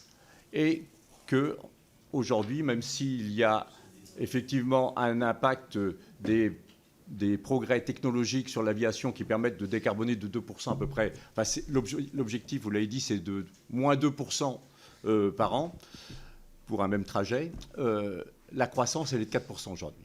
Donc voilà, la dissonance, c'est comment faire pour maintenir la planète à moins de 3-4 degrés de réchauffement, et quelles sont vos perspectives dans ce domaine. Bon, je suis sénateur d'Ille-et-Vilaine, vous le savez, vous implantez une usine sur Rennes. Tout simplement, il n'y avait aucune animosité contre Safran en soi. C'est simplement une question de politique, je veux dire, interne. Et vous vous êtes implanté sur une zone qui était dédiée à la décarbonation et plutôt aux mobilités durables. Donc vous comprenez bien que ça est crispé un peu sur l'emplacement. Mais, ah ben oui, simplement, il y a des accords. Il y a des décisions politiques qui sont prises à un instant. On ne peut pas s'asseoir dessus tous les 4 matins non plus. Donc, c'est ça qui a posé problème plus que le fond, je pense. Donc, sinon, juste pour terminer, j'ai fait partie, je savais bien que ça allait un petit peu faire mousser, mais je pense qu'il y a de la cohérence politique à avoir au niveau local comme au niveau national. Simplement, je reviendrai sur le Maroc. Je faisais partie de la délégation. Nous avons tous été quand même agréablement surpris de la qualité du travail qui était effectué dans l'usine. Par contre, on a bien compris qu'ils ne voulaient pas s'arrêter là, au Maroc, et que là, aujourd'hui, ils faisaient les nacelles, mais que demain, ils étaient intéressés pour faire également les moteurs et aller beaucoup plus loin. Enfin, c'est ce qu'ils nous ont dit. Hein, c'est ce que vous avez dit aussi. et donc, Oui. jusqu'où irons-nous dans cette collaboration qui nous semble fructueuse, mais qui doit aussi être limitée? Merci Daniel. Voilà, merci. Anne-Charles Archer. Oui, monsieur le directeur, merci. En tout cas, on a beaucoup de place en Seine-et-Marne. Hein. On peut vous accueillir avec plaisir. En tout cas, merci de refléter si bien à la fois l'excellence et l'intelligence française. C'est un bonheur de vous écouter. Alors, dans notre département, en Seine-et-Marne, vous l'avez compris, on a un site qui est majeur pour nous, avec 700 employés à Montreux-sur-le-Jard, près de Villaroche. Notre préoccupation, c'est essentiellement, bien sûr, l'avenir de ces salariés et également de nos jeunes. Ce qui fait que ça nous amène, mon collègue Pierre Cuypers et moi-même, à vous demander de préciser un peu votre politique locale en matière de critères, vos choix en matière d'investissement, de maintien, de création d'emplois qualifiés et de partenariat avec les acteurs nationaux et locaux. Je pense bien sûr aux lycées techniques, aux IUT, aux universités, aux PME sous-traitantes, ainsi que les grandes collectivités et collectivités locales plus petites. Voilà, c'est le sens de ma question. Merci. Merci Anne-Catherine Loisier. Merci, monsieur le directeur, de tempérer le climat de morosité ambiante par un rappel des prouesses technologiques de la France et de l'Union européenne en aéronautique et en aérospatiale. Vous avez évoqué la brutalité des rapports internationaux et les enjeux de souveraineté et de compétitivité de votre entreprise qui dépendent d'une chaîne d'approvisionnement mondiale complexe et de plus en plus complexe, avec des dépendances à certains matériaux rares et à des composantes hautement spécialisées qui peuvent être monopolisées par quelques fournisseurs. Donc sans forcément dévoiler vos stratégies confidentielles, vous nous avez parlé d'intégration, vous nous avez parlé aussi de pas de point de défaillance unique, mais est-ce que vous pouvez nous rassurer, en tout cas nous expliquer comment vous assurez la sécurisation de vos approvisionnements, qui est effectivement, vous l'avez redit, un élément stratégique en matière de souveraineté? Voilà, monsieur le directeur, pour pouvoir répondre, en essayant vous aussi d'être assez concis, sinon on n'arrivera pas à avoir tous les commissaires pour qu'ils vous posent leurs questions. Bon, oui, le challenge sur la décarbonation du secteur aérien, c'est aussi de faire cela malgré une très forte croissance. Oui. Donc il faut, c'est un challenge double. Mais ce qui est important de savoir, c'est que quand on regarde les émissions de gaz carbonique du secteur aérien au niveau mondial, on a atteint un plafond. C'est-à-dire qu'avec l'arrivée des avions de nouvelle génération, que sont depuis 2015, que sont l'A320 Neo, le 737 MAX et les avions de nouvelle génération long courrier, en fait, malgré la croissance depuis je dirais, la fin du Covid, malgré la croissance du trafic, en fait, en absolu, les émissions de gaz carbonique sont restées flat. Donc on n'a pas encore, je dirais, démarré la décroissance absolue, et c'est bien en jeu, on est bien d'accord, mais au moins, on a déjà réussi à, effacer l'effet de la croissance. Voilà. Et le trafic a cru de 20% depuis 2019. Le trafic, aujourd'hui, il est 20% au-delà de ce qu'il était en 2019. Bon, voilà, ça c'est le premier point. Rennes, écoutez, on a eu un très bon dialogue avec les autorités locales, et pour nous c'est ce qui compte. C'est donc avec la maire de Rennes et avec le conseil régional. On a été très soutenus. On a un projet qui coche les cases de la zéro artificialisation nette, puisqu'on s'installe sur, je dirais, un ancien site Stellantis. Nous estimons que nous sommes dans la mobilité durable. Eh oui. Ben oui, on est dans la mobilité durable, donc on coche les cases. On est dans la mobilité durable. Et on crée 500 emplois, donc c'est ça qui est surtout important, et qui sont 500 emplois qui sont là pour durer. Voilà. Et cette décision de nous implanter à Rennes, donc sur le sol français, c'est une décision aussi de souveraineté.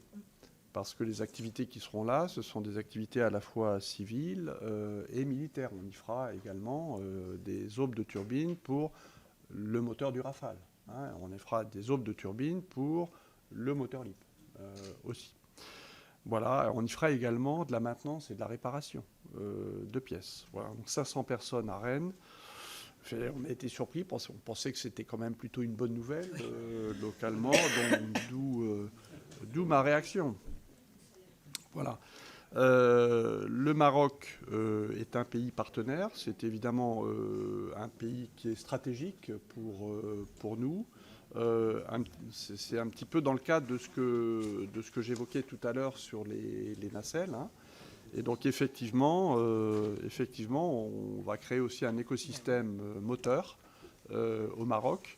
La première opération qu'on a fait au Maroc remonte à il y a plus de 20 ans. Et c'est le premier atelier de maintenance de moteurs que l'on a fait là-bas en partenariat avec la Royal Air Maroc. Ça existe toujours, hein, c'est la première activité qu'on a faite là-bas, c'était la maintenance de moteurs. Et donc on a décidé d'investir plus encore dans la maintenance de moteurs parce qu'on a, je dirais, un plan d'investissement qui est mondial et puis donc cette chaîne d'assemblage. Votre question sur les compétences. Alors c'est un sujet fondamental, les compétences pour nous, parce que, je dirais, à la fin des fins, notre succès, on le doit collectivement à l'ensemble de nos collaborateurs. Et donc on a, comment dire, un véritable enjeu de maintien et de développement de compétences. Donc c'est pour ça qu'on a évidemment des partenariats, je dirais, sur tous les territoires sur lesquels nous sommes implantés, hein, bien sûr. On a une politique d'alternance qui est assez développée parce qu'on pense que l'alternance, c'est une très bonne voie pour... là, vraiment, on se félicite des décisions qui avaient été prises là-dessus parce qu'on pense que c'était d'ailleurs un sujet sur lequel la France était en retard par rapport à l'Allemagne, hein, parce que c'est le système allemand. Et donc nous, on a, alors je n'ai plus le chiffre en tête, mais on a chez nous des milliers d'alternants, je pense que c'est... Hein, oui, c'est je pense 5 000 au moins, 5-6 000 en France, alternants. Bon, là aussi, c'est un peu dommage, mais donc l'État a décidé de réduire un petit peu, je dirais, et de restreindre un petit peu sa politique vis-à-vis de l'alternance.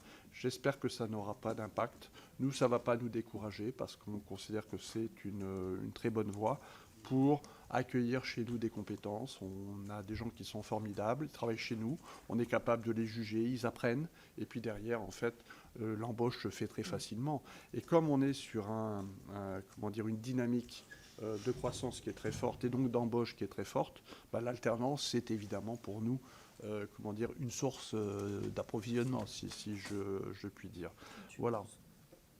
On a recruté 38% des apprentis à l'issue de leur contrat. 38%. Voilà. Bon, évidemment, là aussi, au cœur de la bataille, on reviendra parce qu'on sur les grands facteurs qui font qu'un pays puisse se réindustrialiser. Effectivement, la France a toujours des atouts avec, je dirais, l'excellence de ses écoles d'ingénieurs. Moi, ce que je regrette, c'est la décision qui a été prise, je la trouve toujours incompréhensible, de rendre les maths optionnelles pour le bac. Et vous savez, on le voit, hein, l'impact qu'on a vu très rapidement de cette décision, c'est qu'on a vu une baisse du nombre de jeunes filles candidates sur les filières scientifiques et dans les écoles d'ingénieurs. Ça, on l'a vu, hein, c'est une chute assez drastique. Donc aujourd'hui, dans les écoles d'ingénieurs, on est entre 20 et 25% de femmes. Je crois qu'il faut vraiment travailler pour qu'on puisse encourager les jeunes filles à choisir des filières scientifiques. Mais encore une fois, cette décision a été, je le dis, malheureuse. La France a toujours été reconnue pour l'excellence de son parcours de formation en maths. Au meilleur niveau mondial avec la Russie d'ailleurs, parmi d'autres pays. Et là, moi, ce qui m'inquiète, parce que je pense que c'est une bombe à retardement, c'est de voir le niveau progressivement baisser.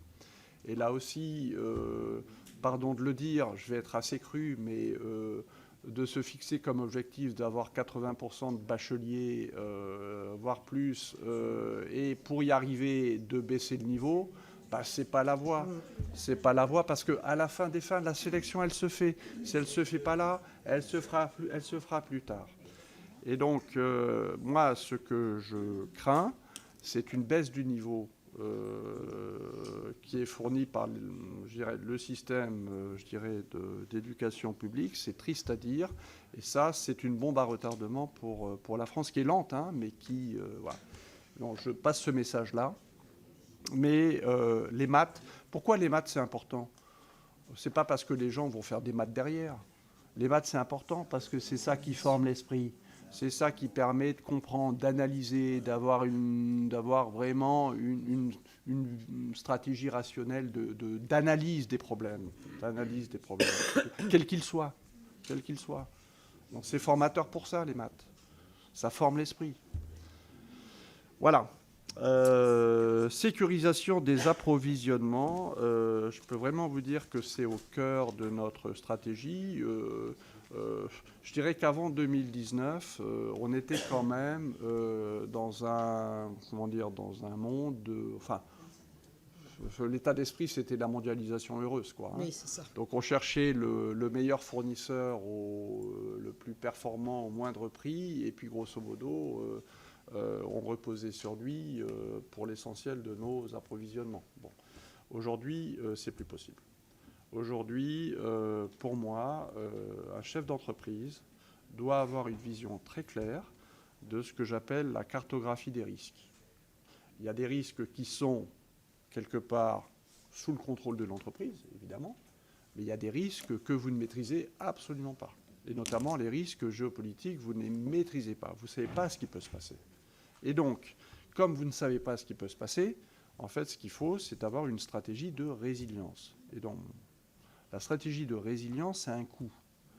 Le fait de dire, sur des produits, je souhaite avoir une double source, quelle que soit la pièce, quel que soit le composant d'un équipement complet, que ce soit un moteur, un train d'atterrissage, etc., ça a un coût parce que ça veut dire que vous devez faire l'effort d'industrialiser 2 fois.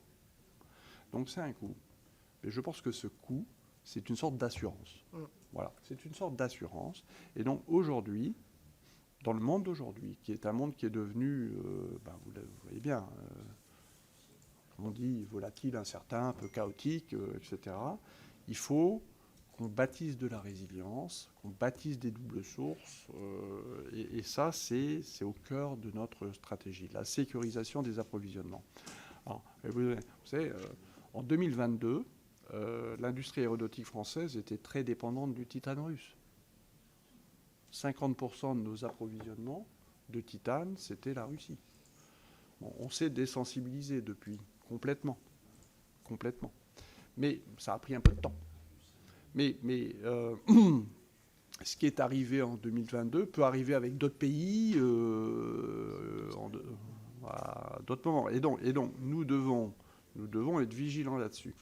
Et donc il y a des sujets qui sont très stratégiques, qui sont un petit peu en dehors du domaine de jeu de l'aéronautique en tant que tel, mais c'est des semi-conducteurs, où il y a une très très forte dépendance du monde entier vis-à-vis de Taïwan. D'accord ? Il y a les terres rares, où 90% de la filière terres rares est chinoise aujourd'hui. Pas simplement sur, l'extraction, mais également sur ce qu'on appelle le raffinage. Voilà, donc, là-dessus, il faut développer des stratégies. Alors, sur le titane, par exemple, sur les matériaux, mais c'est pareil de beaucoup de choses, l'un des enjeux possibles, c'est le recyclage. Et là, on coche différentes cases. On coche la case de la souveraineté et on coche la case de la décarbonation. Donc, par exemple, nous, on a un plan maintenant de recyclage du titane. Et donc, tout le titane qui est utilisé chez nous et chez l'ensemble de nos sous-traitants, on reprend les copeaux et on le recycle. Et ça nous permet, en fait, d'avoir une nouvelle source de matières premières. Voilà, donc le recyclage est évidemment un enjeu fondamental. Et donc on a le plan de développer notre filière. On le fait avec Airbus, hein, bien sûr, et Aubert et Duval, hein, qui sera le vecteur. On a un plan de développer notre filière de recyclage du titane. Et ça, c'est pour donner une souveraineté à la France. Merci. On continue. Patrick Chaise. Patrick. Oui, merci Madame la Présidente. Merci Monsieur le Directeur pour votre exposé. Je voudrais d'abord vous féliciter d'avoir choisi le département de l'Ain pour votre future implantation. D'accord. On vous attend avec grande impatience. Deux questions très rapides. Ça a été chaud, hein, je peux. Oui. Je sais, mais vous n'allez pas le regretter. Deux questions rapides. La première, c'est quelle est votre répartition entre le militaire, le civil et l'espace en termes d'activité? Ma deuxième question, elle concerne le crédit d'impôt recherche, puisque je suis rapporteur pour avis de la recherche au sein de la commission. Je voudrais savoir si vous avez des pistes d'amélioration, parce que certes, c'est un bel outil qui est utile, qui est important, qui est indispensable même pour vos entreprises, mais qui a malgré tout quelques travers, on le sait, et qui est critiquable. Est-ce que vous pouvez nous aider peut-être à trouver les pistes d'amélioration? Ensuite, Philippe Grosvalet. Oui, merci. J'aurais aimé discuter plus longuement avec vous de la relation territoire et industrie. Et j'aurais pu vous parler de Notre-Dame-des-Landes, de l'éolien offshore et tout autre sujet. Mais voilà, comme à Saint-Nazaire, nous allons construire le futur porte-avions et que nous allons livrer bientôt le premier grand navire de croisière à voile, je voulais vous interroger sur votre moteur Engine US 100. Ah oui. Et son avenir. Merci. Alors, Merci ensuite, beaucoup. Daniel Fargeot. Puis on s'arrêtera là après. Hein. Oui, merci Madame la Présidente. Monsieur le Directeur, votre exposé a été très instructif et passionnant. Je voudrais revenir sur le projet du SCAF, l'avion franco-allemand de combat, qui aujourd'hui semble être à l'arrêt. Nous sommes dans l'attente d'une prise de parole politique. Safran est évidemment concerné directement par cet ambitieux projet. Aussi, je voulais savoir plus précisément quel était l'engagement de Safran dans ce projet et quel serait l'impact pour le groupe d'un repositionnement de ce projet. Autre question, nous assistons à une évolution du discours des institutions européennes et notamment de la Commission européenne sur le sujet des dépenses de dépenses. Et j'aimerais vous poser la question suivante. Alors que plusieurs entreprises industrielles dans ces secteurs bénéficient d'aides publiques, trouvez-vous normal qu'il n'existe pas de mécanisme de préférence européen dans le secteur de la défense, pas du civil, hein, dans le secteur de la défense et dans le secteur spatial? Voici mes deux questions principales. Merci. Bien évidemment, j'en avais 15. Oui. Jean-Marc Boyer, on va essayer de tout prendre. Oui, merci Madame la Présidente. Tout d'abord, je voulais vous remercier pour votre présentation qui donne de l'espoir à nos territoires. Et j'ai retrouvé dans vos constats et votre dynamique des similitudes avec la déclaration de Florent Médégaud, le patron de Michelin, qui était venu ici il y a quelque temps. Je retrouve beaucoup de choses. Vous avez parlé d'Aubert et Duval, qui a son siège dans le département du Puy-de-Dôme. Je le dis pour mes collègues, parce que tout le monde ne le sait pas. Donc, dans votre stratégie, quelle pérennité sur l'avenir d'Aubert et Duval et de Constellium à Issoire en particulier, puisque ce sont deux sièges industriels importants sur notre territoire. Et deuxième question, vos relations avec Air France. Parce qu'il y a quand même un certain paradoxe à avoir dans le département une dynamique sur le moteur aérien et de notre côté le désengagement d'Air France sur les lignes intérieures de nos territoires. C'est quand même quelque chose que je trouve totalement anachronique. Alors, je vais juste finir les questions et puis vous répondrez globalement parce que sinon on n'y arrivera pas. Evelyne Renaud-Garabédian. Merci ma présidente. Monsieur le directeur général, je voudrais parler du mécanisme américain de duty drawback qui permet aux entreprises qui sont installées sur le territoire américain de se faire rembourser l'intégralité des droits de douane qui ont été acquittés sur les composants qui ont été importés dès lors qu'il s'agit d'une vente d'un produit fini destiné à l'exportation.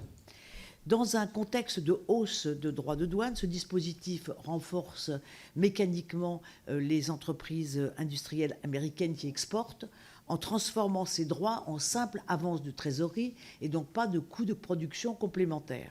À l'inverse, les entreprises européennes qui sont implantées aux États-Unis, dont la vôtre, dont les chaînes d'assemblage sont principalement destinées au territoire américain, sans possibilité pour eux d'obtenir un remboursement des droits de douane qu'ils ont acquittés à l'entrée du territoire. Je voudrais savoir, est-ce que cette asymétrie qui existe, qui est réglementaire, est-ce qu'elle affecte votre compétitivité sur le territoire américain? Merci. Gilbert Favreau. Rapidement, Gilbert. Très rapidement, au-delà du fait que vous possédez dans mon département une usine, Safran, à Niort, je voulais vous demander quelques explications sur un incident qui a eu lieu récemment, au mois de décembre dernier, au-dessus de Lyon, où un avion a eu un problème de moteur et a dû être dérouté sur l'aéroport de Lyon.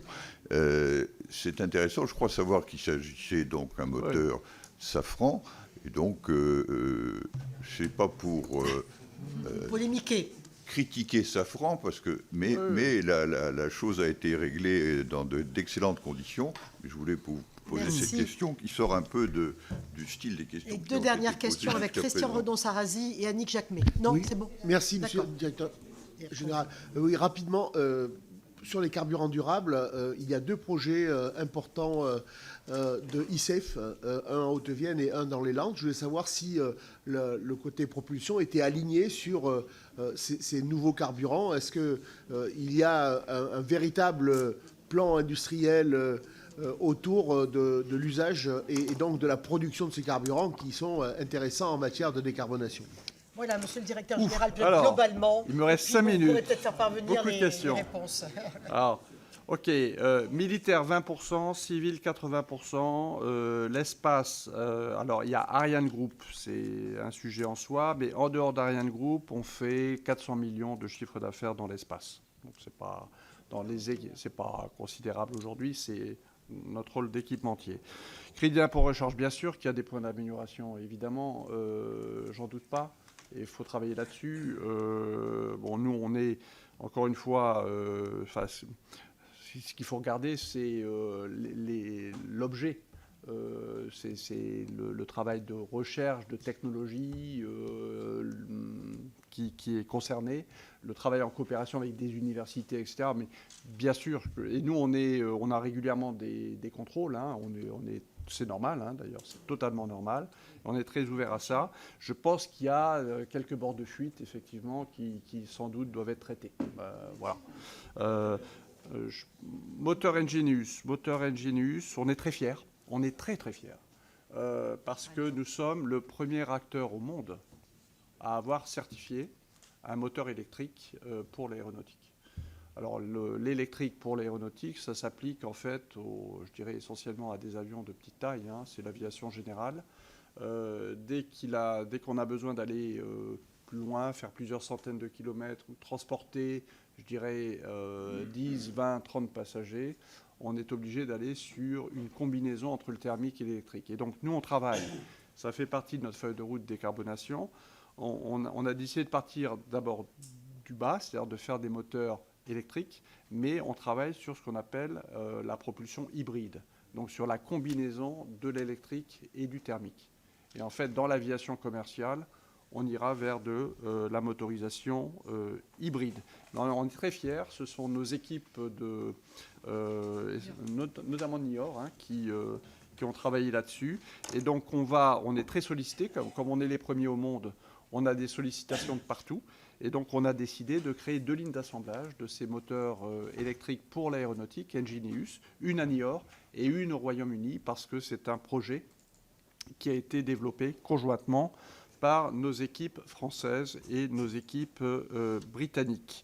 Le SCAF, j'en sais pas beaucoup plus que vous. Il y a une forte volonté politique au plus haut niveau de l'État, du président de la République et du chancelier, de continuer à aller de l'avant.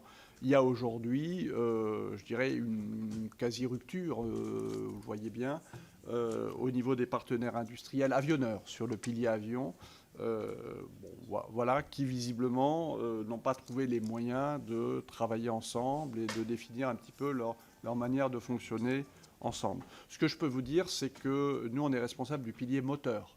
Et sur le moteur, nous, on a une négociation qui a été difficile à l'époque, un petit peu en 2019, avec notre partenaire allemand, mais on a mis les choses au clair.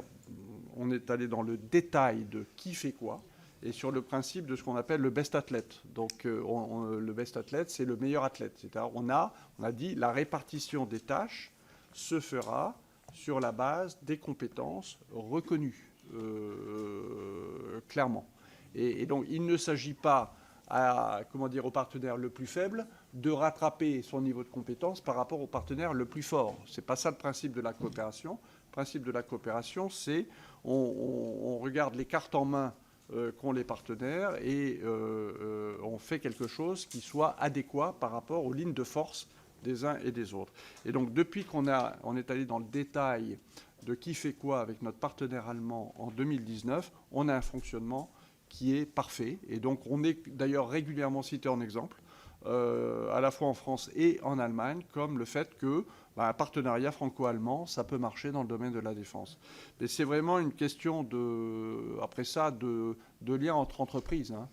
C'est la volonté étatique ne suffit pas. Il faut que les acteurs industriels, je dirais, soient capables de travailler ensemble, parce qu'on est sur des projets qui vont durer 15-20 ans en phase de développement et d'industrialisation. Voilà. Donc, qu'est-ce qui se passera? Je ne peux pas le prédire. Ce que je peux vous dire, c'est qu'il y a une priorité court terme pour nous tous. C'est la feuille de route aviation de combat pour la France. Et c'est le standard F5 du Rafale avec son moteur à poussée augmentée qui s'appelle le T-Rex. Et donc ça, aujourd'hui, ce qui me fait plaisir, c'est qu'au plus haut niveau du ministère des Armées, donc notamment avec le chef d'état-major des armées qui s'est exprimé devant la commission de la défense du Sénat et qui a dit clairement que le standard F5, c'était sa priorité, je dirais, dans un horizon court, moyen terme, et qu'il lui fallait absolument un moteur à poussée augmentée, donc fourni par nous, hein, et qu'on a appelé le T-Rex. On l'a appelé le T-Rex, voilà, c'est son petit nom. Voilà. Aubert et Duval, vous savez, nous on a investi dans Aubert et Duval parce que c'est fondamentalement très stratégique, et donc on y est pour rester. On y est pour rester. D'ailleurs, nous sommes le seul motoriste dans le monde. Pardon, c'est vous. Nous sommes le seul motoriste dans le monde à être également forgeron. Nous sommes le seul. Il n'y en a pas d'autre. Et on est très fiers de l'être. Et on pense que c'est d'ailleurs critique. Et on pense que c'est un élément de savoir-faire que les autres motoristes du monde n'ont pas. Donc ça nous donne une carte, comme on dit. C'est ça la mode, ça. Qu'est-ce que vous avez dans votre jeu de cartes? Nous, on a la forge. Voilà, donc on est très fiers de cela. Constellium, c'est un fournisseur. C'est une fonderie, hein, bien sûr. Donc c'est un de nos fournisseurs. Je pense que c'est important parce que dans ces domaines de la forge et de la fonderie, on est confronté à un oligopole américain. Et donc c'est pour ça que nous, on souhaite vraiment maintenir et développer l'écosystème français et européen dans le domaine de la forge et de la fonderie, parce que sinon, on risque fort d'être sous dépendance américaine sur ces domaines qui sont à l'amont de notre chaîne d'approvisionnement.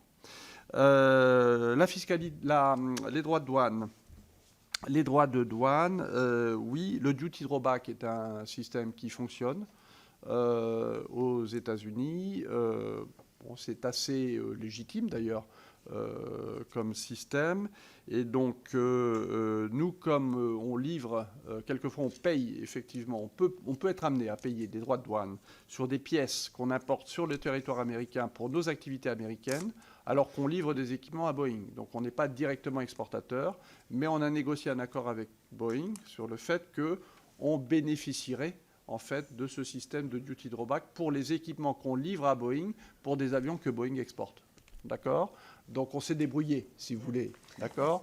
On l'a fait sans sans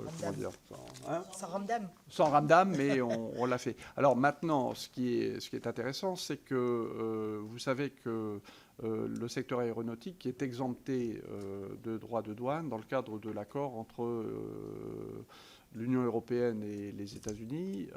Donc évidemment, on s'en réjouit, bien entendu. Pourquoi c'est le cas ?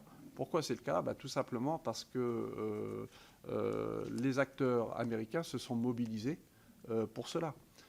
Bien sûr, on s'est mobilisé côté européen avec Airbus, etc. Mais ça ne suffisait pas. Ce n'est pas parce qu'Airbus ou Safran se mobilise que ça va convaincre M. Trump. Vous voyez, vous imaginez bien. Donc, si on est arrivé là, c'est que les acteurs américains se sont mobilisés et que tout le monde a compris que les chaînes d'approvisionnement dans le domaine de l'aéronautique sont mondiales. Il y a beaucoup de flux transatlantiques d'un côté comme de l'autre, et qu'en fait, ça desservait les intérêts de l'industrie aéronautique américaine, au même titre que ça desservait les intérêts de l'industrie aéronautique européenne. Et donc, ça a été une décision purement rationnelle sur la base d'une situation d'interdépendance, en fait. En fait, tout se négocie aux États-Unis. Hein. Oui, bien sûr. D'homme à homme. Voilà. EasyJet, oui, c'est bon. Normalement, je ne dois pas commenter ce genre d'événement parce qu'il y a toujours des enquêtes en cours.